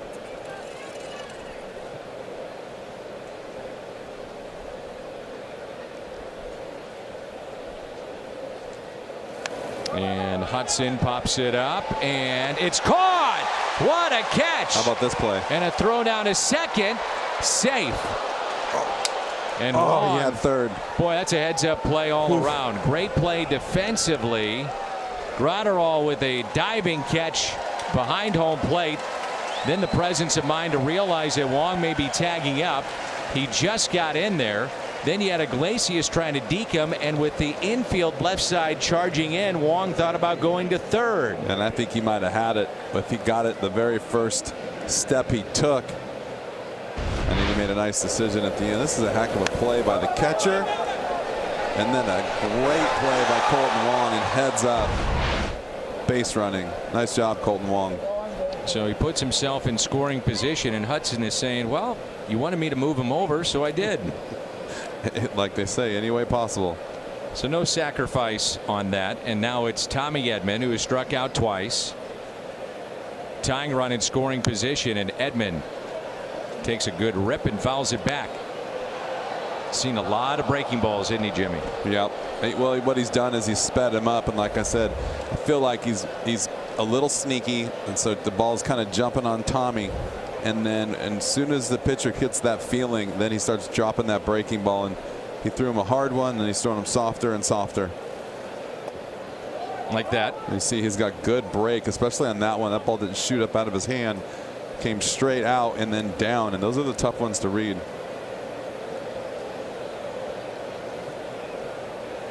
Was Julian Tavares on the 0-4 club? Yes. Said he might be back. I saw him in Chicago. Did you see him? I did. It was interesting, as always. It was great to see him, but I felt bad that we were in a hurry because you were trying to catch a plane and we were going in different directions, and then he was just last second there he was.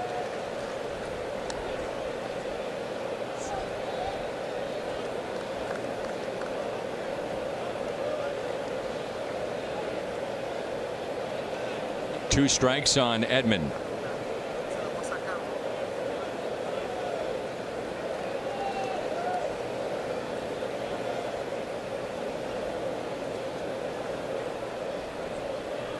The 1-2 pitch. Colton Wong, your runner at second base. Well, the alumni, speaking of the alumni, they were busy today in Columbia, Missouri, in a very hot afternoon in mid-Missouri. Scott Terry, Kerry Robinson, Lonnie Macklin, Pat Perry, John Costello, all part of those kids clinics. And today was in Columbia in a packed house, I understand. Find out more at the website. That's for boys and girls, and they do a really nice job with those.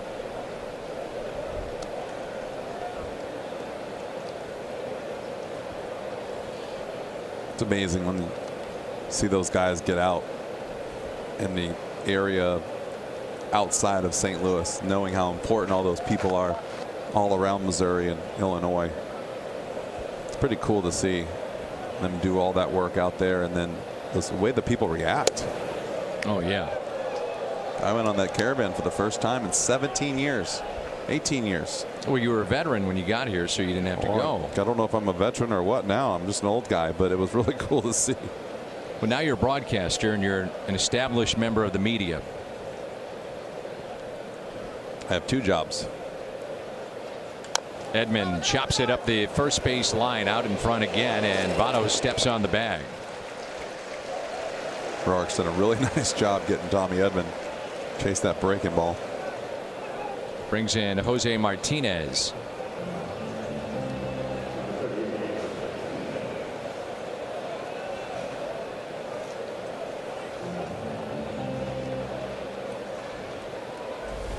Paul DeYoung now with 11 home runs, 24 runs batted in his career against the Reds, and that's the most against any opponent. He's got the Cardinals on the board now, 3-2 in favor of the Reds.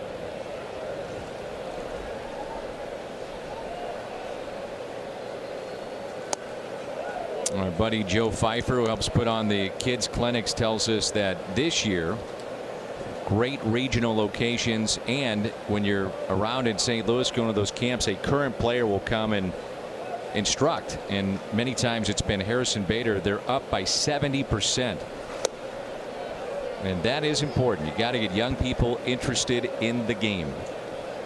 Yeah, and I think too is it's great the alumni goes out there, but I think that the people nowadays, you know, there's a lot of young players in the game that they're fascinated with, and almost to a sad note that a lot of these people don't know who a lot of the alumni are anymore, and these kids are so young now that are watching, and it's good to see that sometimes the players will take time out of their day and their schedule in the winter too to get out and do the caravan or something else, and I think that goes a long way. Alumni Larry State, Joe Pfeiffer, Cardinals front office do a remarkable job keeping the alumni engaged with the team. Well, I think it's important to let the people know that are watching this game that, you know, they rely on the guys coming out and doing stuff to get the people involved, but people that are out there that we're going to see, I don't think they know how much we appreciate them as fans and as people coming to the stadium every day, and how much as a player you appreciate those people. And that's kind of why we do it. But I think these people got to know that we appreciate them coming out to see us as much as they appreciate guys coming to see them. No doubt. Gretchen Brun also part of that, and making sure that Cardinals are represented all over the community in the Midwest. We're one of the last teams doing the Cardinals Caravan. Not many teams do that. Reds do it. Now the Reds have been around for a long time. This is their 150th anniversary. Cardinals well over 100 years, but a lot of teams don't do that. Martinez pulls it foul. Pretty sure as long as Mr. DeWitt owns this team, he's going to keep the tradition going live and strong. And you know, the alumni, they appreciate it. I've MC a number of events in which the alumni are brought back, and some are bigger names than others, and that's no disrespect. You're a major league player, you're a great player, but they'll say to me, I just appreciate that the team reaches out and remembers me and has me back and part of the fabric of the family. It's cool stuff. Yep. 2-2. Well, the Reds thought they had a called third strike. Remember, Martinez was arguing just a bit earlier in this at bat. Roark was ready to walk off, and so was his catcher. And that is off the plate. Ball clearly is outside.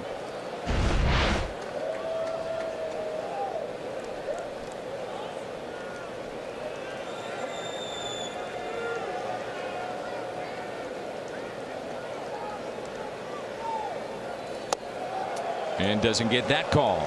That's low. And Roark mumbling and not happy. It's a big walk. Now you have Goldschmidt coming up with 2 runners on. Arcia give it everything. This July turned it up a bit. The 4 homers, 12 runs batted in, and much of that was done during the recent homestand. 2 runners on. Goldschmidt 0 for 2. That was the second walk issued to Martinez. Lucas Sims, a right-hander, throwing for the Reds in their pen and getting loose. Pitch number 98 by Roark. And that's a ball.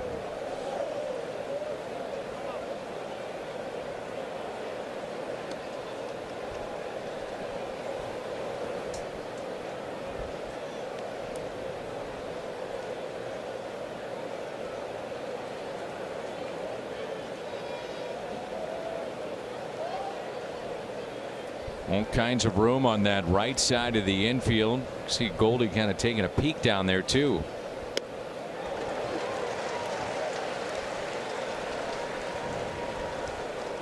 An easy RBI right there if you can drag bunt or just bunt in general. I think I'd rather see him swing away. Me too. Okay.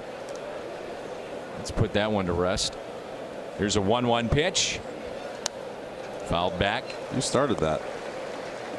I'm just following you up with it.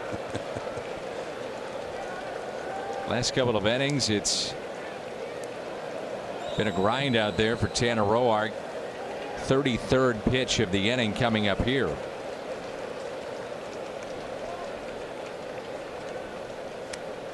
The 1-2 pitch to Paul Goldschmidt. Well, he was ready for a fastball. He's been just a tad bit late on that fastball here tonight, and he geared up and was ready for it.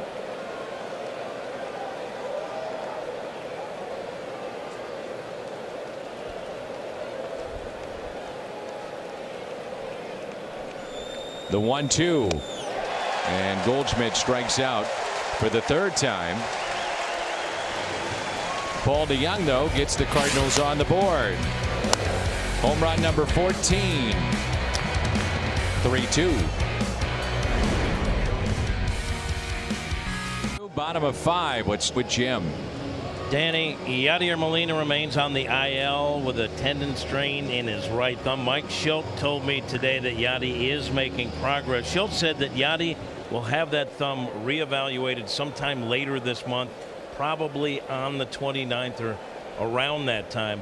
Dan, Schilt said they want to be very careful to make sure that Yadi's fully recovered before he's cleared to make his return. Yeah, and this Jimmy, obviously a hand issue is something that can be tested constantly for that strength, so want to get him back as quickly as the Cardinals can. Yeah, and Mike said because it's in that thumb where he's had issues before, they're being extra cautious. They don't want to bring him back, and Yadi wants to play and then have to deal with it again. They want to take care of it once and for all, and if that means a little extra time, that's what they're going to do. All right, 1 ball, 1 strike here on Votto. I'll tell you what, hand injuries with the bat are usually bone bruises if they're not ligaments, and I'm not saying in Yadi's case, but I know what he's going through, but I know in my own experience those don't go away and they're very painful. And I had on my ring finger on my bottom hand bone bruise on there for about 10 years, and it was still hurting after I retired, and it took about a year to go away to not be sensitive. And so that's something that Yadi's battling with that top hand, and it's every time you swing the bat and get jammed, it's still vibrating in there, so it's a very sensitive spot. Or off the end of the bat too, I guess. Off the end of the bat, just depends on the grip you have on the bat, but I would let go of the bat with my top hand, and that's why my bottom hand rang so much. But Yadi stays inside the ball so well and swings so with his top hand so well the other way that kind of just the bat gets jammed back in his hand. So hopefully he gets better soon. 2-2 lifted to left. O'Neill makes the catch. He came in, went back, and then winds up having to dive for it. And that's the first out here in the bottom of the 5th. And they got some pretty big lights up here too, and the ball get caught in that light and got himself turned around, and then got to do everything you can to catch it. Been there before, my friend. Hey, lots of times. As long as you caught it, right? You don't get style points. You just get catch or no catch. Go back over the card, get yourself in position, start over. What do you think about that, the cards being used? Well, I like it because these guys are all young, a lot of them, and inexperienced. I think that for me, I just kind of knew everyone, and if I had any question on what I wanted to do, I would just look in the dugout. Dave McKay was so good at it. And it's a little bit of growing pains with the new staff and the new players, and some of the kids not been in the league very long, and a lot of young pitchers. I mean, it's a big combination of things right now, and the cards are really helping. But you got to have feel. Don't you have to watch your own guy too a little bit?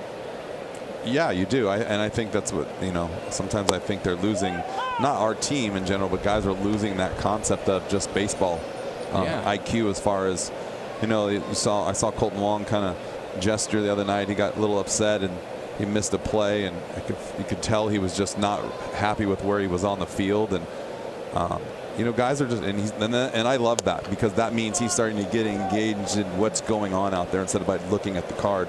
You don't see a lot of that anymore, and I think that's what is missing in this game today. Well, now we see it. It began with the catchers wearing it on the wrist or the forearm, and now we see a pitching change, and they have cards on the mound. Well, they do that, and they have signs and just different sequences that go over, and they just, you know, it's just a lot easier than having to try and relay stuff to all 5 guys and the pitcher. So you got the catcher and the infielders and the pitcher. You got 6 guys got to be on the same page. I guess if it's black and white in front of you, there's no, you know, nobody getting it wrong anymore. It's no like going through a set of signs and, oh, I didn't see the first sign, I didn't see the last sign. So here it is, it's on a card, and this is what we're running, play number 1 or situation number 1, and this is it. This is what it is today. Might not be there tomorrow, so get the card. I think they're doing a really nice job with that. Second walk handed out by Hudson. Cardinals baseball is brought to you by Barnes Jewish Hospital and Washington University Physicians, national leaders in medicine, and by Ford, the official car and truck of the Cardinals. With Jim Edmonds and Jim Hayes, I'm Dan McLaughlin. It's 3-2 in favor of the Reds, home half of the 5th. Hudson has walked 2, struck out 2, and allowed 6 base hits. Here's Yasiel Puig. Suarez with 1 stolen base. He's at first, and that's grounded foul. Picking it up, and you wonder how attractive he might be on the trade market. Last 30 games, big numbers for Yasiel Puig.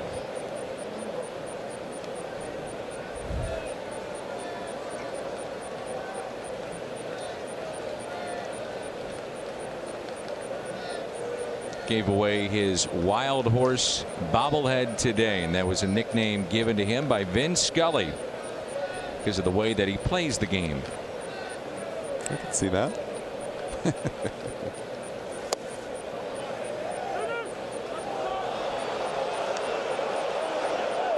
The stories of the Cuban players just to get to the United States all are incredible. Puig was caught trying to defect in 2011, banned from playing for the Cuban national team, and he failed around 8 different times. 8 to defect before finally leaving the island, and he arrived on Mexican soil in June of 2012. Now a swing and a miss, and you could tell mentally after the pitch before, frustrated with the at bat. Keeps looking over there. He's not going to be in this game for very long. This is one time I give the umpire credit. You could see Puig, he wanted to get into it, and he did not bait him. Nice job. So 2 That's away. one thing you don't see very often, you don't hear about, because we're always so quick to judge when they're wrong, but you hardly ever see when an umpire does a nice job, and that was Carlos Torres right there, doing a really nice job of staying out of it. Popped up, tough sky, but Fowler seems to have found it and makes the catch. So Scooter Gennett 0 for 2 with a walk. 3-2 as we head to the 6th. Robert Stevenson out of the bullpen for Cincinnati. 31st appearance. So some decisions maybe for David Bell on the back end of the ball game with Iglesias on the paternity list, so he's away. Again, Lorenzen would seem to be the likely candidate. That was the indication before the game. And now it's Tyler O'Neill. And the first pitch swung on and missed.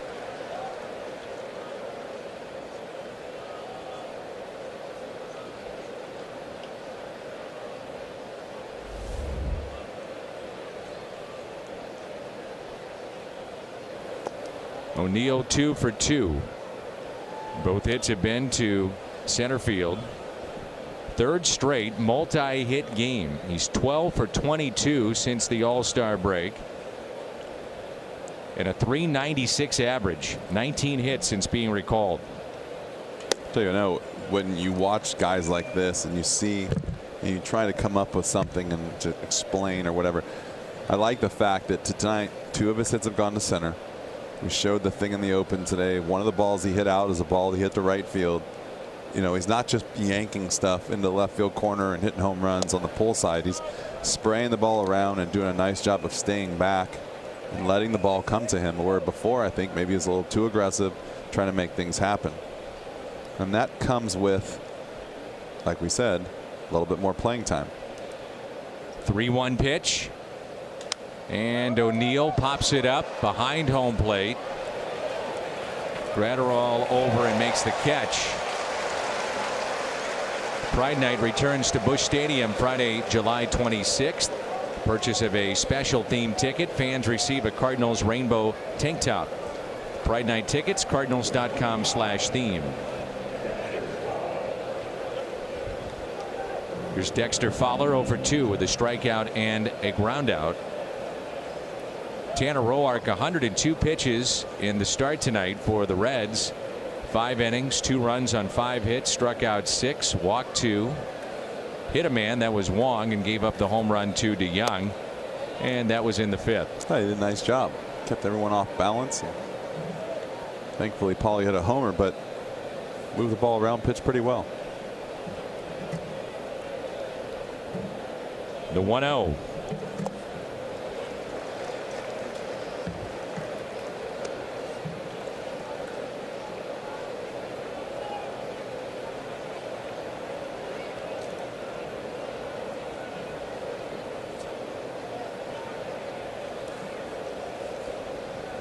Shift on the right side for the Cardinals center fielder tonight. Nearly to the backstop. And it's 2-1.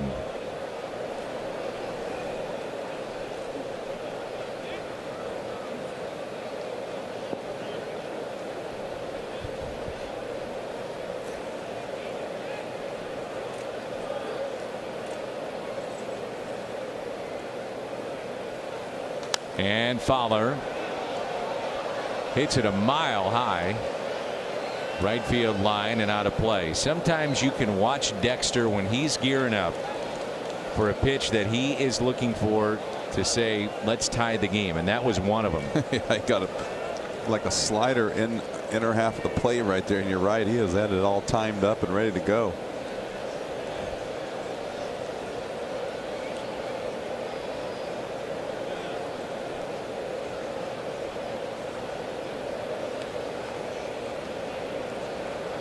Two and 2 the count on Dexter Fowler. Matt Wieters on deck. Now there was a play in center with Jesse Winker right before that first pitch. It looked like he saw where they were going to go with the pitch, and he moved at least 10 to 15 feet to his right as the pitch was coming in. That's a feel for the game. Yep. Just pay attention. It's not that hard to want to pay attention. And my point is, if you pitch him away, he's going to take it away. Yep. You see him walking back to his position now. He just moved back to left center field because they went away to Dexter with that pitch. That's nice. That's what you want to see. Is if you're coaching or you're a manager, you want your guys to be engaged what's going on pitch to pitch, not just be engaged in the game, but being engaged out there on defense, pitch to pitch, moving around, paying attention, playing the count. Those little steps. If you move 10 feet and you get a good jump, you can cover so much ground. Fowler is running, and the pitch is hit up the middle for a base hit to beat the shift. Wieters has his second hit. Boy, you talk about perfect on a hit and run. That's it. That looked really good from up here, didn't you? You could see everything that was going on, and the ball went right between the infielders that were moving. There you go. It's perfect.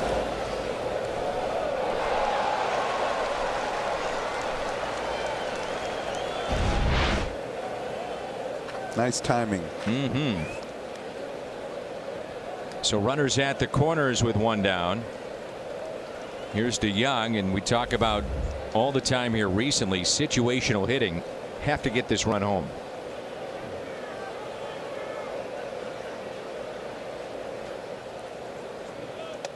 Nice block in front. And back in the 5th inning, Paul DeYoung launched it. BJC Healthcare difference maker. DeYoung 2-run homer. And it got St. Louis on the board and cut the lead to 3-2, and that's where we're at right now. Maybe another one. Well, when he, so far in his young career, when he gets hot, I mean, he gets hot. Homers, damage done in bunches. This guy's throwing a lot of breaking balls for a guy with 96-mile-an-hour fastball. Welcome to baseball in Crazy. 2019. Pitching backwards a lot of times. Meaning off speed before you see the fastball. Yep. Backwards in the counts that you think that should happen. I think just pitching scared sometimes is it. DeYoung, base hit into left, and the game is tied. And the All-Star has driven in all three tonight for St. Louis. 3-3 game here in the top of the sixth. Like he tried to throw that fastball away and it leaked back over. A little too close to the middle of the plate. Lucky it just went in the hole for a base hit instead of up in the seats. Maybe that's why he doesn't want to throw his fastball. So DeYoung, with 3 more driven in tonight, is up to 40 this year. And the batter will be Colton Wong. He has been on base twice with a single to center. Also was hit by a pitch. 2 runners on, only 1 out. Fooled him on that pitch, tied him up. Strike 1. Give a lot of credit to Mike Schilt, though, I think, for starting the runner. Absolutely. I see a lot of managers play that game when they're down. They play it a lot when they're tied early, ahead, and they feel like you can make a mistake. You got to have the guts to call that all game long when you believe the situation is right, whether you're winning or losing.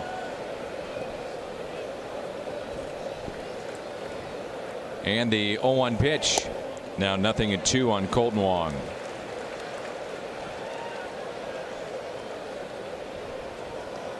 Last multi-hit game, by the way, for Paul DeYoung was back on the 5th of this month. First game in San Francisco.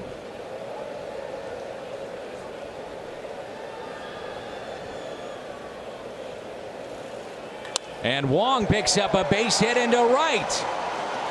They will hold, though, Matt Wieters with the throwing arm of Puig and the speed of Wieters, just to make sure that they keep this merry-go-round rolling.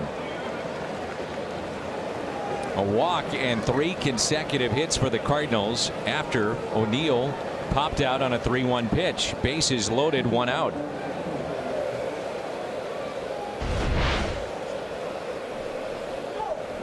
Nice job right there, staying on the ball. He's been doing such a nice job of adjusting to the off-speed stuff when he's behind in the count.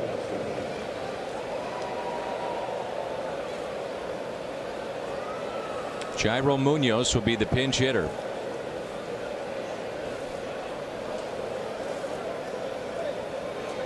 Munoz will pinch hit for Dakota Hudson. And what a spot here for St. Louis. Bases loaded, 1 out in the top of the 6th here in game 1.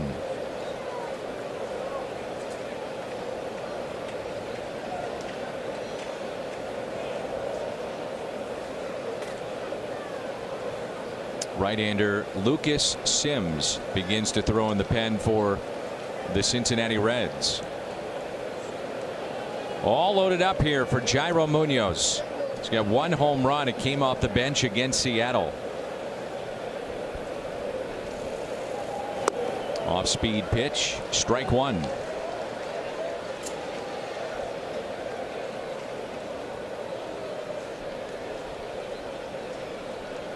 Munoz 4 for 23 as a pinch hitter this year. And those are the season numbers. Bases loaded, the 0-1 pitch. Now 0-2, falls behind. Tommy Edman on deck.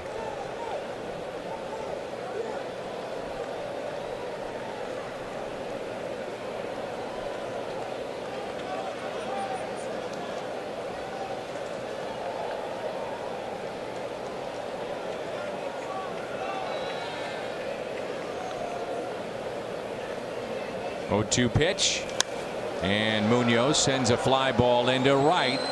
Puig wants it. He's got it. Here comes a throw, a rocket to the plate, and all of a sudden, it's a double play. Yes. No, they say no. As somehow, Wong gets back to the bag. Well, Colton Wong showing his athletic ability again. I think maybe he was kind of caught in no man's land out there, and if Puig makes a better throw and hits his cutoff man, he's out of the inning. But a lot going on again in one play.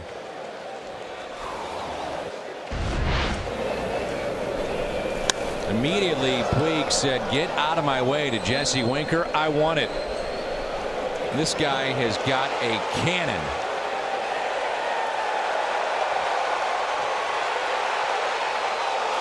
Long was about a third, maybe 2/3 of the way to second base as Yasiel Puig acknowledges the crowd in the nice hand.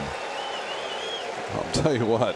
Wow. Pretty athletic slide, like I said, and it's heads up baseball. He thinks he's going to tag, and he was running down the line, so Colton took off, expecting Paul to tag too. There's Tommy Edman, and Edman hits it out to right center. It's at the wall. Gone! Tommy Edman, grand slammer. He comes through when you need him the most. A flair for the dramatic. And the rookie comes through with a grand slam.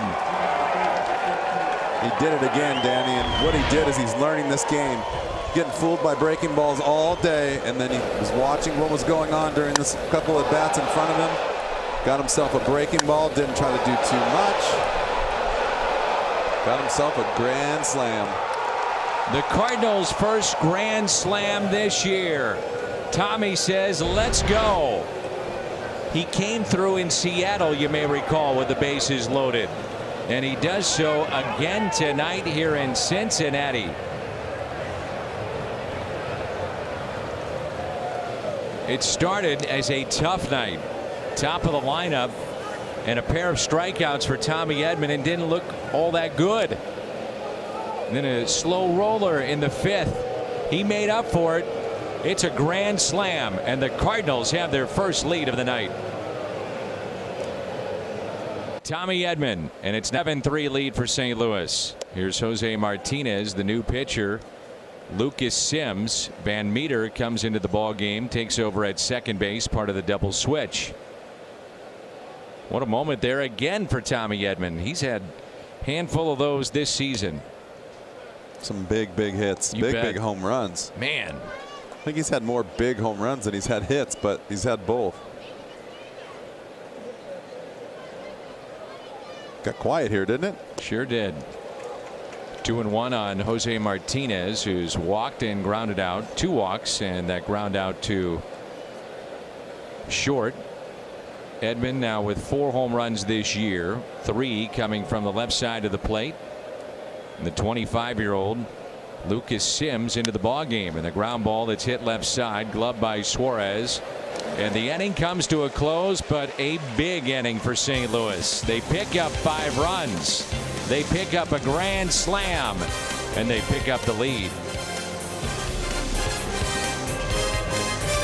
Adam Wainwright is getting best this year goes along. Now, he's had some issues along the way here in 2019, a stint on the DL, but at home he's been great. That was Sunday against Arizona, and he'll get the start tomorrow in our Budweiser What's on Tap. But all eyes focused on that man right now, and that's Tommy Edman. Yeah, I'm back to Wainwright. He is older and wiser, but Seems you're right. to be. Tommy Edman is having himself one heck of a start to his career. So here is John Gant. And it's up and in to Phillip Ervin, Iglesias to follow, then Gratterall. Hyundai pitch arsenal on Gant coming in here in the bottom of the 6th.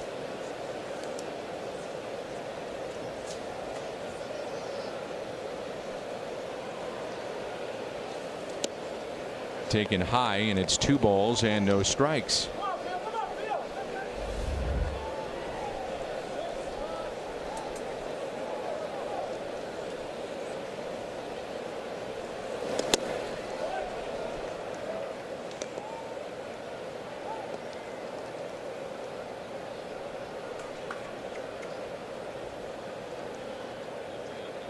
Irvin has been hit by a pitch and also lined out to center. Gant comes back and evens it up now at 2-2.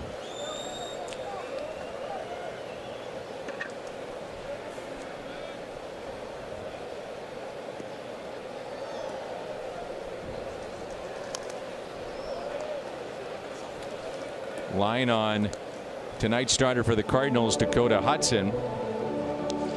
5 innings, 3 runs on 6 hits, struck out 3, walked 2. He hit a man, gave up a home run, and that was Suarez in the first inning. Throwing the bat at it, and it's popped up to Paul DeJong. First out.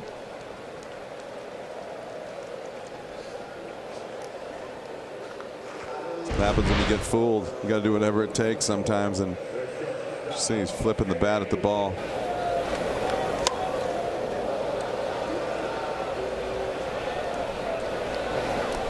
Doesn't usually go that far when you do that, but for some reason we do that stuff. Done it a few times. You've seen Yachty do it a few times. Seen Yachty get base hits out of it. Yeah. Jose Iglesias lined into a double play, singled to center in the 4th and stole his 3rd base of the year. 0-1 pitch by John Gant. Lined and over Edman down into the left field corner. 2-hit night for Iglesias, standing up at second base.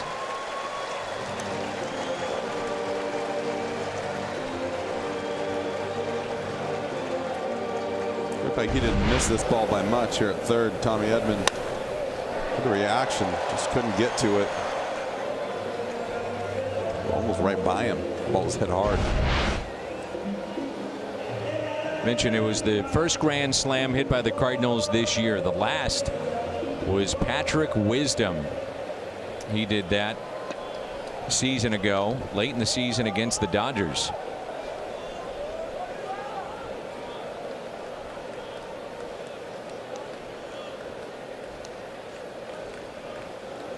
Here's Gratterall, who is 0 for 2. Runner at second base. And that pitch is strike by John Gant. Indians are the only remaining team without a grand slam this year.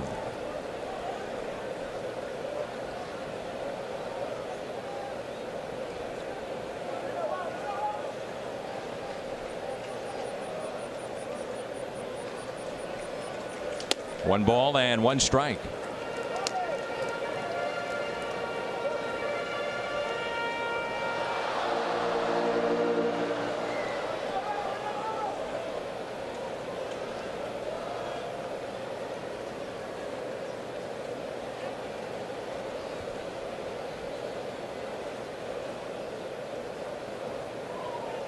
The 1-1 pitch. Outfield shading him the opposite way. Big gap in left center. And that is hit down the left field line. And that's going to be cut off at the track by O'Neill. Gratterall wide turn around second base. He'll stop there. And so a double, now a single. And Gratterall drives in his first, and it's now a 7-4 St. Louis lead. Nice job by Tyler O'Neill getting over there and cutting that ball off. Keeping him to a single.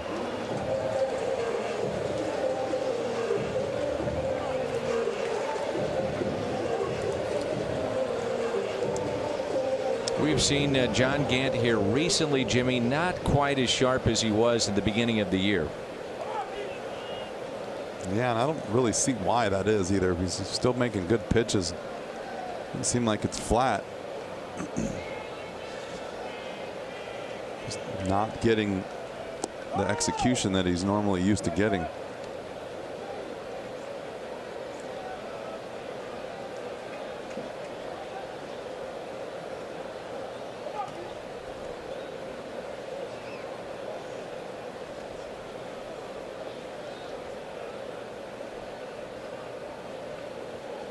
Here's a 1-0 pitch. This is Van Meter, part of the double switch.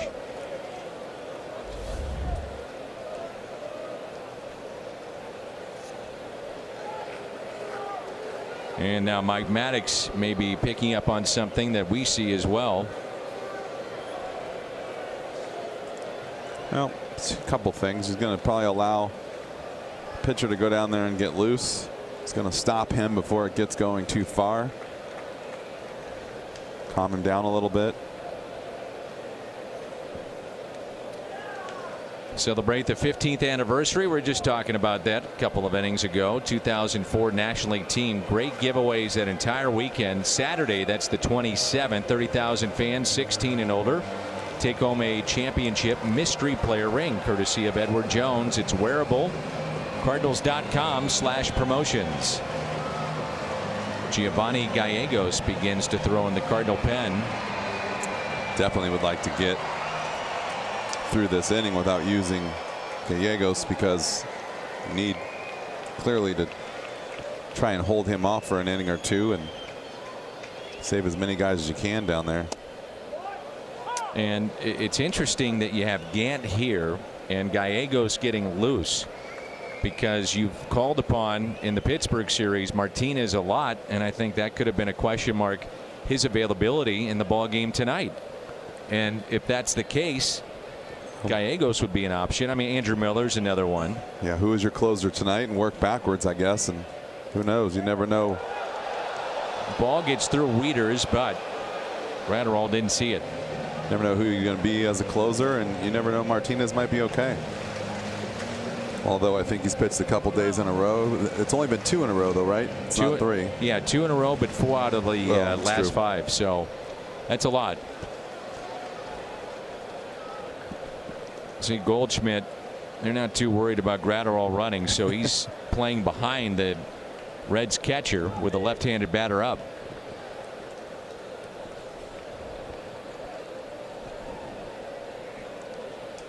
Three and 2 the count.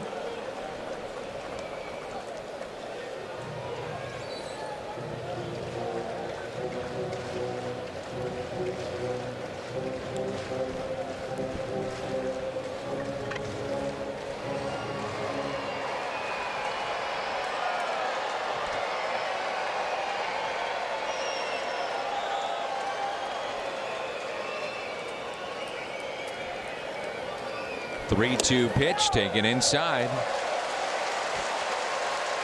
So Van Meter draws the walk, and there's 2 runners on. And the tying run will come to the plate, and Mike Schilt will make a double switch.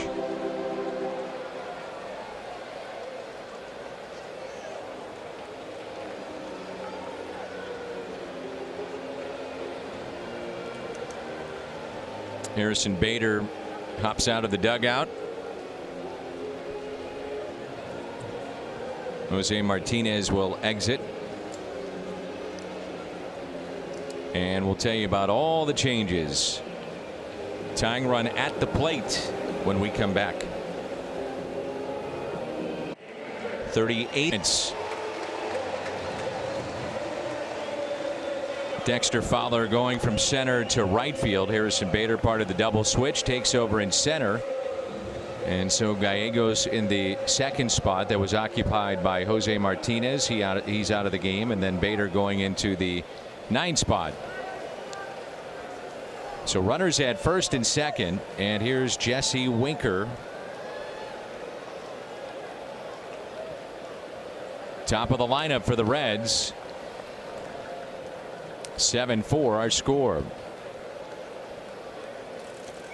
And there's a strike.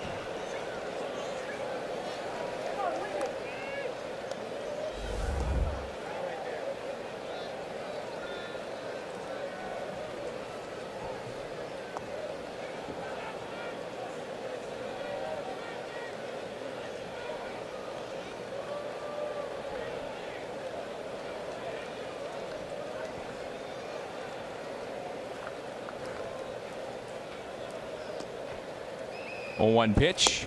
A little bit low, I guess. Boy, that looked right down the middle and perfect.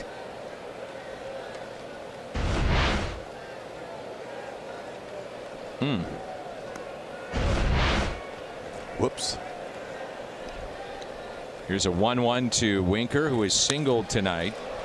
And DeYoung steps on the bag, and Giovanni just keeps on going here in 2019. Nice work. 7-4 as we head to the 7th.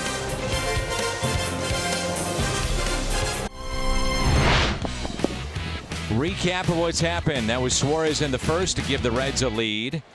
And Dakota Hudson then settled in. Paul DeYoung got St. Louis on the board with a 2-run homer. And how about Tommy Edman, the first grand slam hit by the Cardinals in 2019.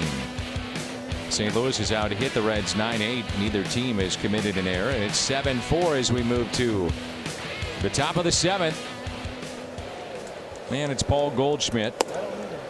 Sims came in relief of Stevenson, who went 2/3, 5 runs on 4 hits, walked 1, and then the grand slam. And it's been a tough night for Paul. 0 for 3, 3 strikeouts.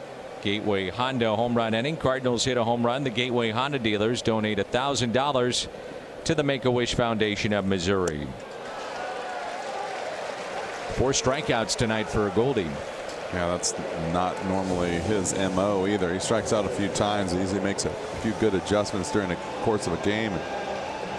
Tonight is not his night, clearly.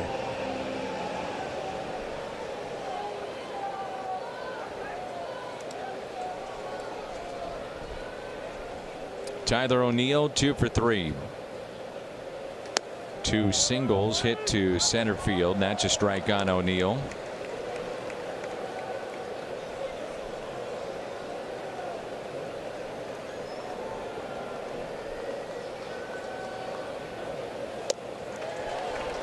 Oh and 2. Cardinals have 2 men left on their bench, Andrew Kisner and Edmundo Sosa.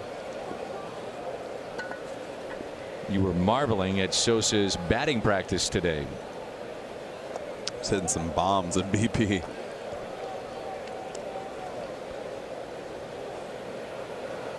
It's a good view from up here during batting practice.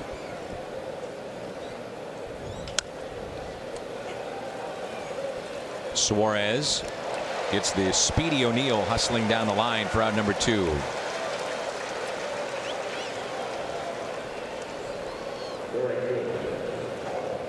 Well, having that quick finish and cleanup of the inning for Gallegos allows Mike Schilt a little breathing room, maybe trying to think about how the final 9 outs could come from his pen.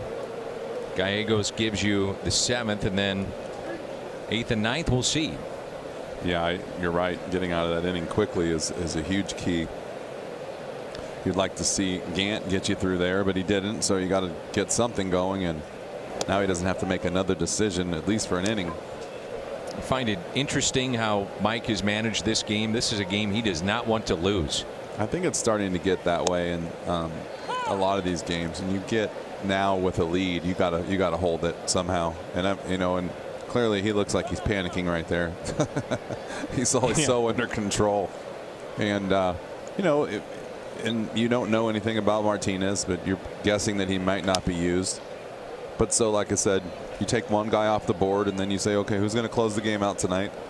And you probably have an option with a lefty and a righty, knowing either one can do it and work backwards. But get up in the game like that with a 7-3 lead, and then all of a sudden it starts to become a little easier, right? And you don't really need a closer anymore.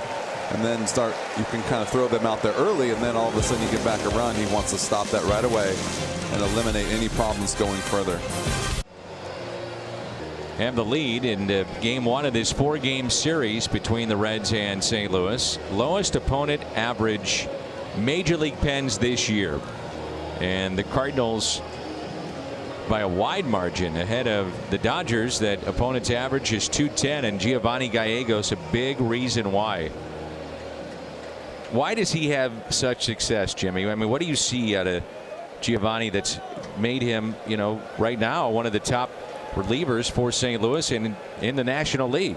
Well, I think that, like I said, the hitters will tell you, right? The hitters are telling me that he's a little sneaky. Yeah. He doesn't have to throw a lot of off-speed stuff very often, and his fastball gets on you in a hurry, and I think it's the first time people have seen him. I'm sure he's enjoying being one of the best relievers in the game and being able to sit at Starbucks and have nobody recognize him. We were there in Seattle and he came right in. No big deal. We said hello. And I said to you, that guy right there sitting down and having a cup of coffee is one of the best relievers in the National League right now. And I concur. Nobody has any idea that he is. And you can understand why fans and many around the game, they say, well, look at the year that Boyd is put together as Edman is over and it's out of play.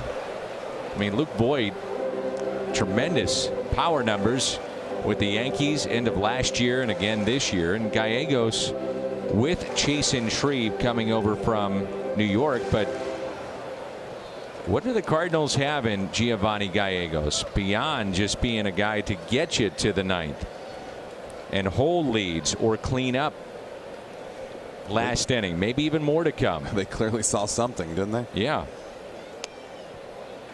That's a little bit high to Votto. It's not a, just a small look at what he's done. I mean, you're talking about now extended time here in the big leagues in terms of appearances. 3-1 the count here on Joey Votto. And that's a swing and a miss. But I guess like with any trade, you got to just let it play out.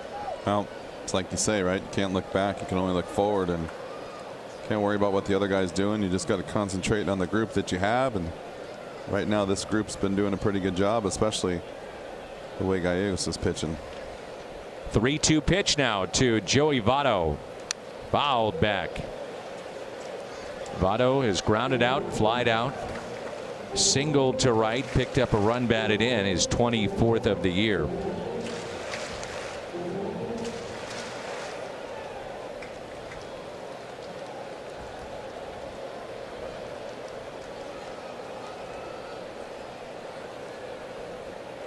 And the 3-2 taken for a ball. McDonald's Ticket Fest, it's back for 2019. Purchase tickets, the Cardinals and the Cubs later this month. And you can get into the ballpark for just $10 to see the Cards and the Cubs. Big series, cardinals.com/McDonald's.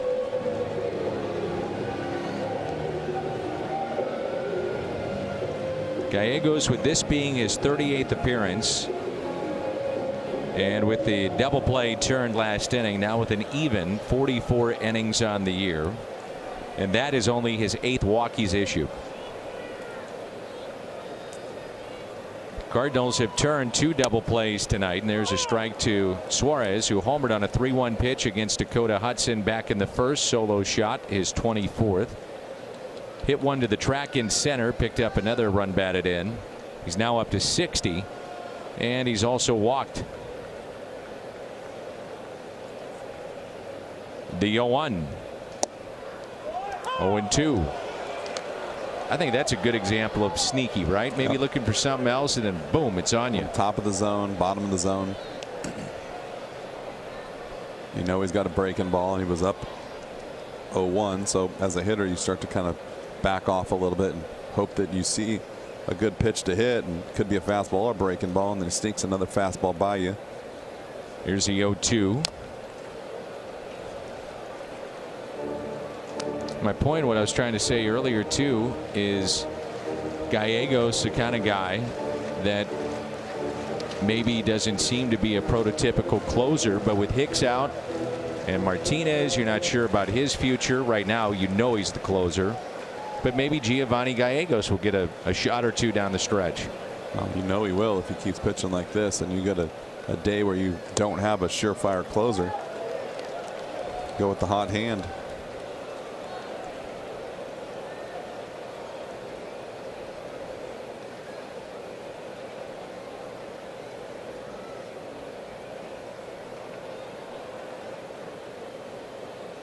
One and two the count. And Suarez pulls it foul. He's from Venezuela and homered here on his birthday. And I don't know if you knew that, Jimmy, that's not his natural hair color. You think? I'm going to go out on a limb. think he just dyed his beard. So prior to his massive campaign that he had a year ago, he showed up to spring training with platinum gray that you saw there, and that hairdo obviously paid off, so he stayed with it. And a swing and a miss. Strikeout for Giovanni Gallegos, his first of the night. And there you go, right there. It's just a fastball right down the middle, right by a fastball hitter. No trickery here. And he's late. Yasiel Puig talked about how he defected from Cuba. He was also able to get his parents out of Cuba as well. They all live in Miami, and both mom and dad were engineers back in Cuba. His debut with Los Angeles was in 2013, and the year before, after never playing professionally here in the States, he signed a 7-year $42 million contract. They knew, everybody knew, this guy was talented, big time talent. Raciel Iglesias, Jose Iglesias, and Puig, 3 Cuban born players for the Reds. And that's it out of play. Derek Dietrich is moved to the on deck circle.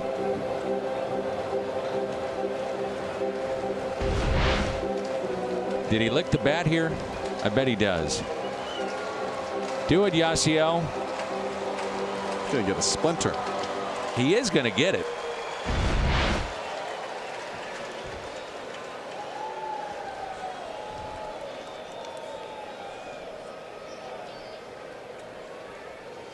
Here's a 1-1 pitch, and Puig lines it out to left. O'Neill won't get there. Drops in front of him.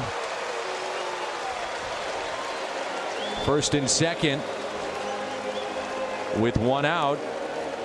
And here comes Derek Dietrich to pinch hit for Sims.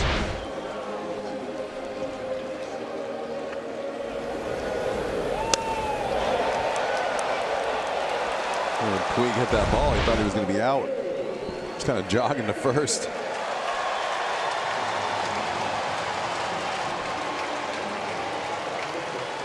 So Dietrich has been dealing with that sore leg after being hit by a pitch, and he's a guy that gets hit a ton.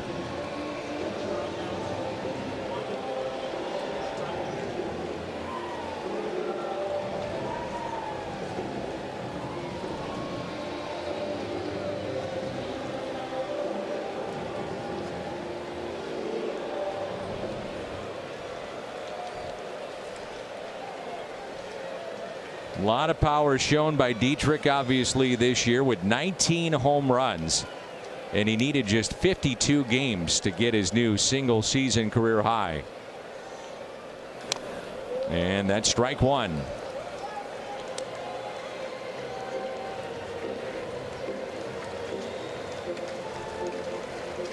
It's all come against right-handed pitching. When Dietrich was a sophomore at Georgia Tech, he had the words "Let it fly" tattooed on his left wrist.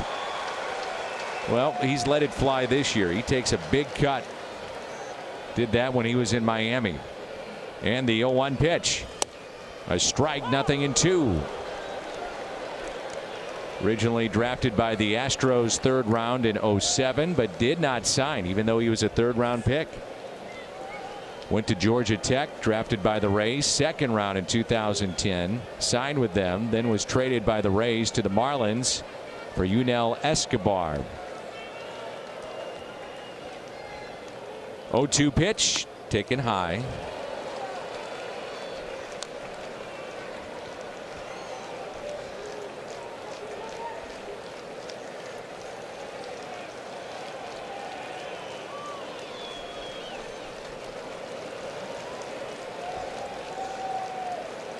Cardinals a double play turned in the 2nd. Another one in the 6th with Gallegos on the mound.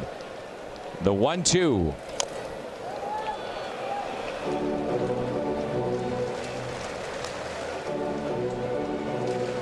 Now there are different ways to get hand-eye coordination and to improve upon that. Derek Dietrich learned to juggle when he was 8 years old, and he actually spent 2 years performing in a circus company doing that, and he said that is where much of his hand-eye coordination comes from. Juggles anything from baseballs, lit torches, bowling pins, and now he can go sit down and juggle. I was waiting to hear what you were going to say. But how about that at the age of 8? Juggle strike 3. Pretty impressive. This guy's a big kid too. Oh, he's put together. Got a chance to talk to him in St. Louis and was impressed. Didn't he want to meet you? Was that what it was? It was Landon wanted to meet him, and then he actually said, "Oh, I was hoping you would come and say hello because I wanted to meet you." There you go. Here's Phillip Ervin, hit by a pitch, lined out to center, and popped out. Hudson allowed 3 runs. Gant a run. No damage done yet against Gallegos. Trying to send us to inning number 8. Strike 1.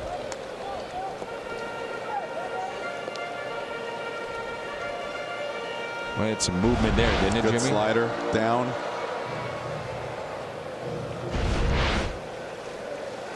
From Mobile, Alabama, Phillip Ervin.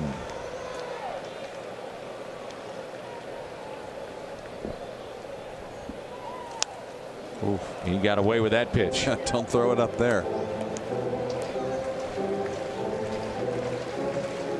Ervin had a big day earlier this month against the Rockies. 6 hits, and he did that in a 9-inning game. Wow.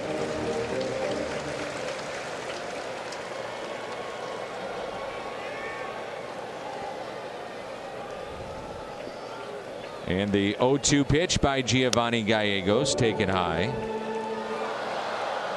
Ervin was selected 27th overall in 2013 out of Samford, not Stanford, Samford University, the first baseball player drafted from that school. Highest draft pick in the school's history in any sport. Samford, Florida is the home. No, that's in Birmingham. Samford, Florida is the home of David Eckstein. That's right. And Bader makes the catch, so Ervin strands a couple, and Gallegos inning at 2/3, scoreless. It's 7-4. Inning number 8, and the lefty Wandy Peralta into the ball game, the only lefty for the Reds in their bullpen. The Cardinals, by the way, with a all right-handed bench tonight. 7-4. It'll be Wieters, DeYoung, and Wong for St. Louis. Cardinals and Reds both with 9 hits apiece. Reds, though, have stranded 8. The Cardinals 4.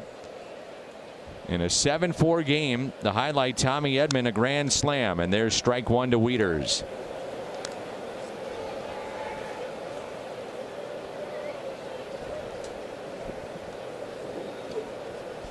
I think a key play in this game was starting Fowler with Wieters at the plate. Hit and run, and he beat the shift on a base hit up the middle. If he doesn't start the runners, it's a double play. Got that right.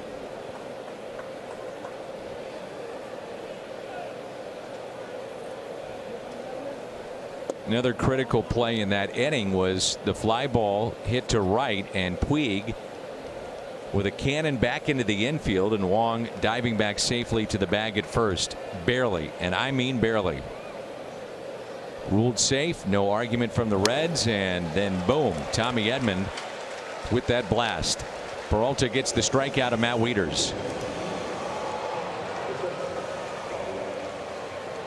StatCast AI powered by AWS, and this got the Cardinals on the scoreboard. 2-run homer hit by Paul DeYoung, 14th of the year, and also an RBI single to left. He's driven in 3.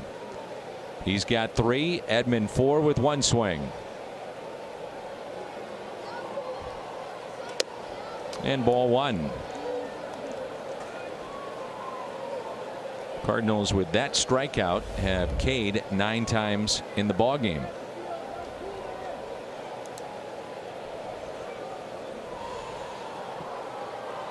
Here's a 1-0 pitch, and DeYoung hits it sharply to short, but there's Jose Iglesias for out number 2. Cardinals baseball brought to you by Budweiser. Wherever legendary MLB moments happen, Budweiser will be there. And by Toyota. Let's go places. With Jim Hayes, Jim Edmonds, I'm Dan McLaughlin. Here on Fox Sports Midwest, we'll have all the games of this road trip for you. 2 outs, Colton Wong, a single to center, hit by pitch. Also singled to right and scored a run.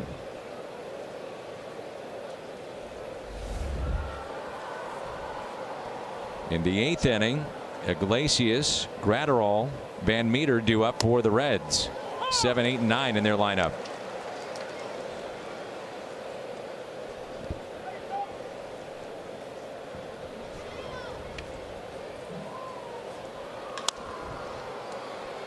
To second. And a 1-2-3 for Wandy Peralta. Midway through 8, Redbirds on top.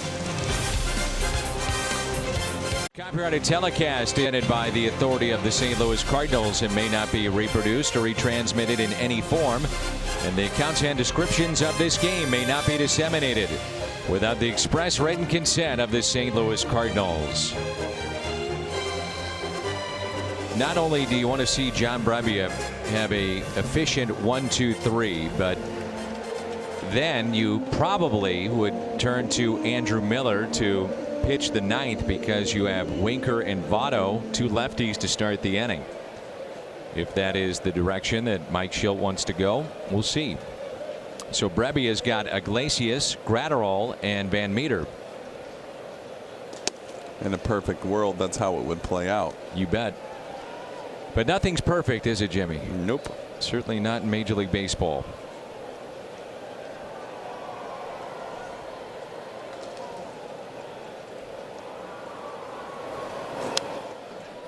It's a situation now where the bullpen has got to grind through some of these games. Not an off day for a while. 8 straight here on the road. And John Brebbia yesterday, bullpen sensational. Comeback win highlighted by the Goldschmidt homer, but 2 innings and 4 strikeouts for the bearded wonder. It's getting a little fluffy. You know, the bullpen could use some help, but you know the best way for that, right? Go deep into a game with a starter. The starters to go deeper in the game. Which they did, but yesterday it was Daniel Ponce de Leon did not go very deep at all in that game, so bullpen was used a lot, and there's Brebbia's strikeout to start his night.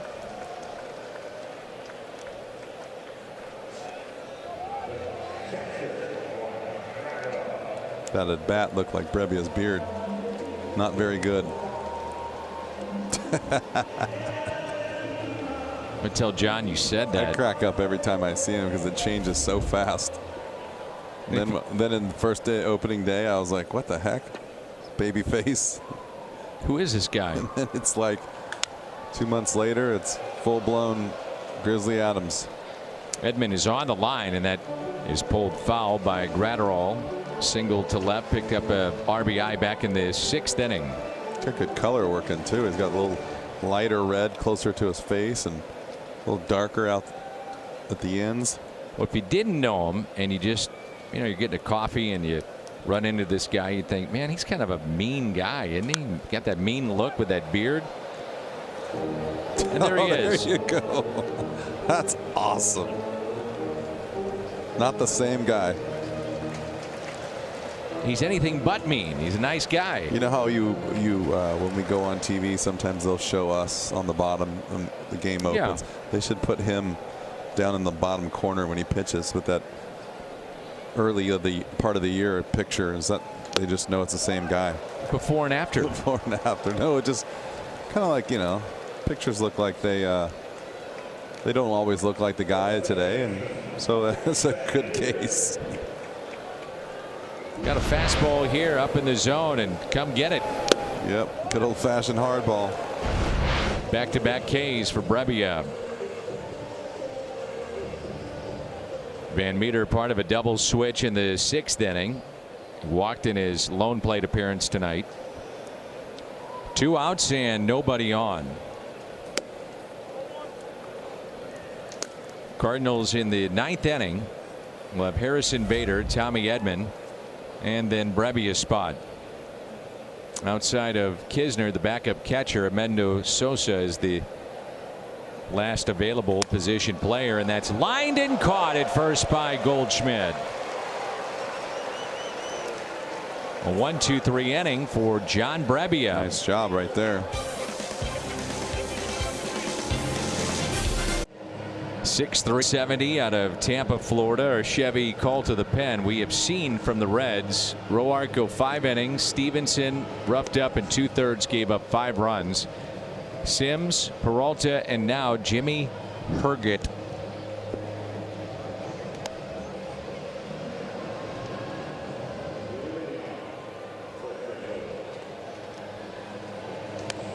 The youngster. Yeah, he became the 3rd Reds player this season to make his big league debut with Nick Senzel, really good player. Josh Van Meter.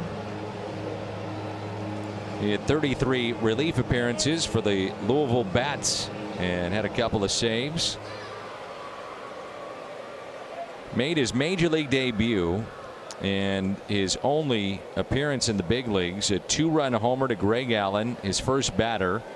2 batters later, a solo home run to Jason Kipnis, and he has not been used hardly at all by David Bell.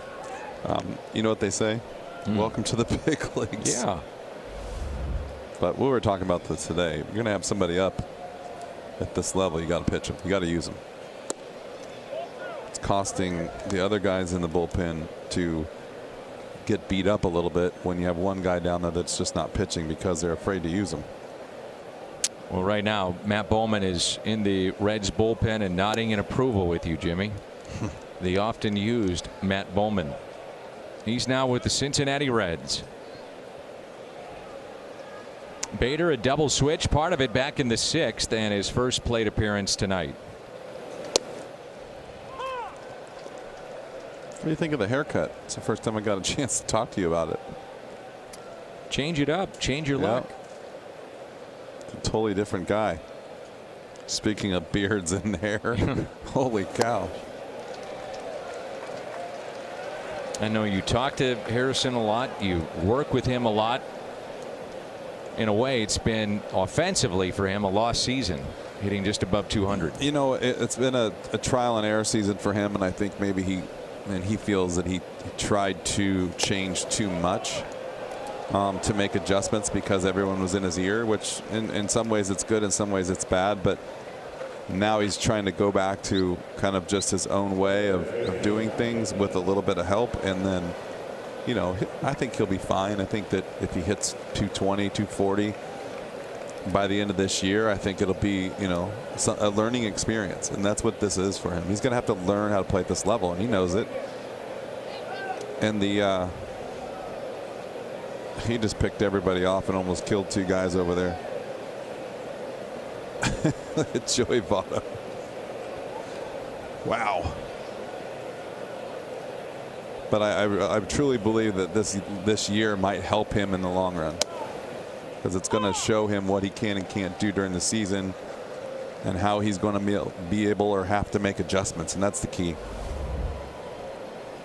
Edman, 1 hit tonight, and it was a big one, a grand slam back in the 6th. They were loaded up for Tommy Edman, a breaking ball, and he launched it 408 feet, and a grand slam for Tommy Edman.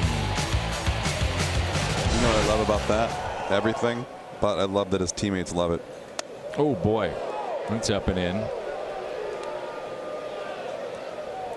That was close. I think Herget might be a little nervous. Oh man, that was right at his head. And a grand slam that was hit by Tommy Edman, the Budweiser play of the game.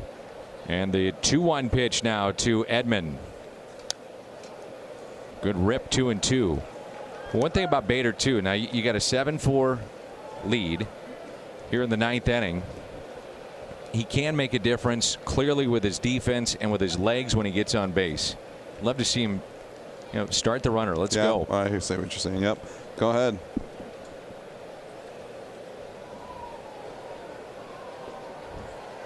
I mean, you got a guys, there's no way he's quick to the plate. And we all know that from what we've seen out of the catcher, he doesn't throw great. Go ahead and take a shot at it. Well, it looks like he's got some nerves. And now on 3-2, you would think he'd be running for sure. Edmundo Sosa on deck. There goes Bader. And Edman pops it up into shallow left field. Phillip Ervin with the catch. Bader back to the bag at first. And Harrison had that bag stolen easy. He just waited too long. Waited to an opportunity where Tommy had to swing the bat. He runs earlier with the pitcher being around the 1-4 mark right there. He has got second base stolen easily.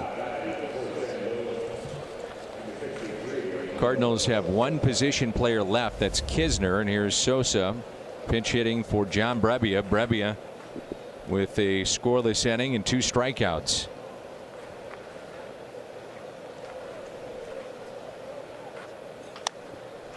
And a fly ball out to shallow right. Bader running all the way. Puig's throw to third. He got him.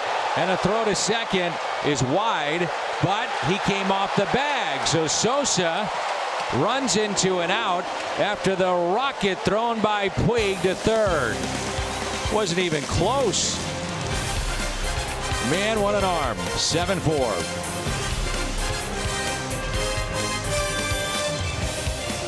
Ever major league hit, a bloop into shallow right, and that's the first major league hit for Edmundo Sosa. And then Jimmy, the arm of Yasiel Puig. I mean, wow. And how about the heads up right there? Sosa came off the bag, and you'll see it. There it is. Tag was applied by Iglesias. So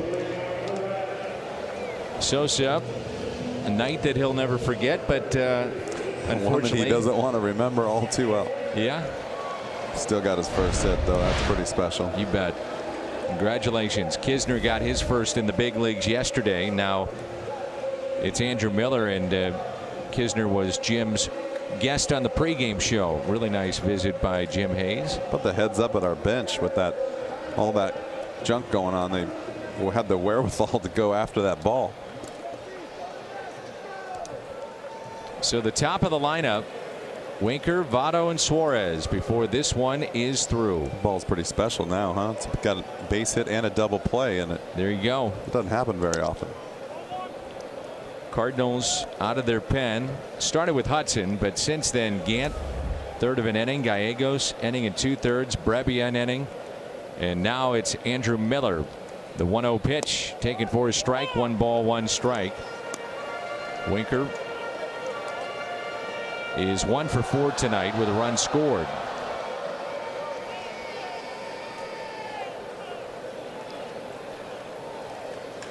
And a base hit to left. Nothing's easy to get that 27th out. Yep. Make it hard on you. Missed with the fastball, threw it right over the middle of the plate.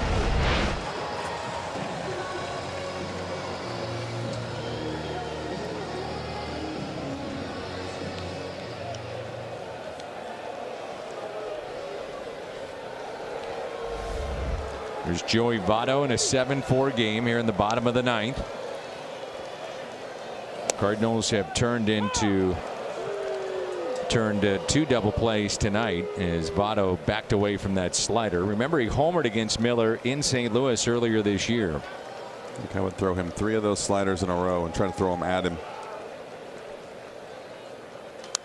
Strike 2, went with the fastball, but in. I mean, that's where if you're a left-handed batter, Jimmy, I mean, if you're Joey Votto and you know Miller's slider, you've got to be almost leaning or reaching out. Yeah. And all of a sudden the fastball in. Well, he kind of, Joey's trying to stay up the middle and the other way here, and kind of doing him a favor by throwing something out over the plate. And again. Got to love that swing he takes right there. This is an unbelievable job of fighting off pitches. I don't know how he does it.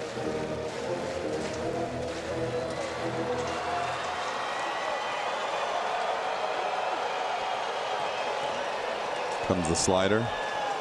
And the 0-2, he got him, carved him up with some nasty stuff there from Miller. That's a tough one. I'm telling you, when he's throwing it at you.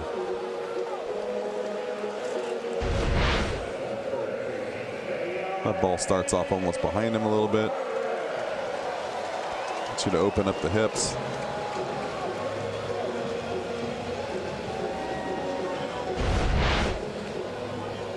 Slings it in there, doesn't he? Yes, he does. Here's Suarez. Driven in 2 tonight. And lines to Edman to throw to first, not in time. Winker back in safely, and Tommy Edman snags the second out on that liner.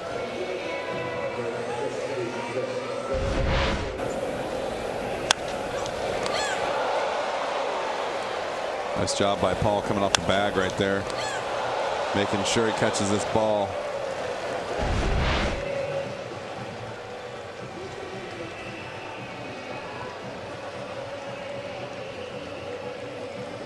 Yasiel Puig.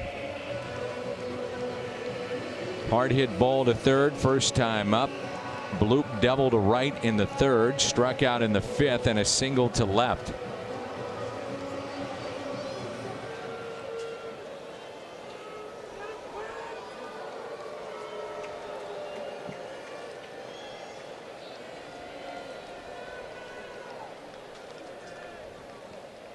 And there's strike one.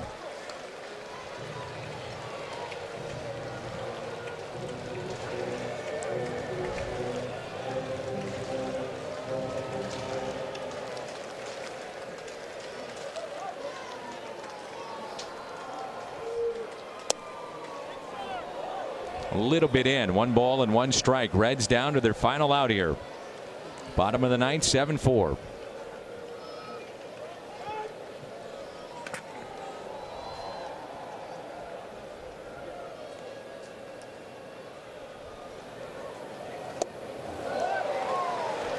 Now down to their final strike. Pitcher spot due on deck. That's Herget, but they'd have Peralta pinch hit for him.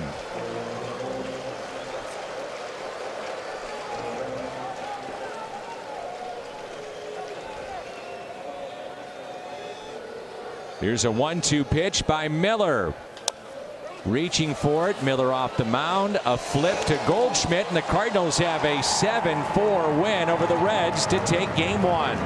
Pretty good job right there. Down 3-0 for a while into the 4th inning. Talked about Dakota Hudson staying around as long as possible, but didn't leave with a lead, but his team got a win like we talked about. So another good job by everyone, including the big home run by Tommy Edman. The grand slam hit by Tommy Edman in the 6th inning with 2 down. 10 hits aside, no errors, and a 7-4 St. Louis win. Postgame next.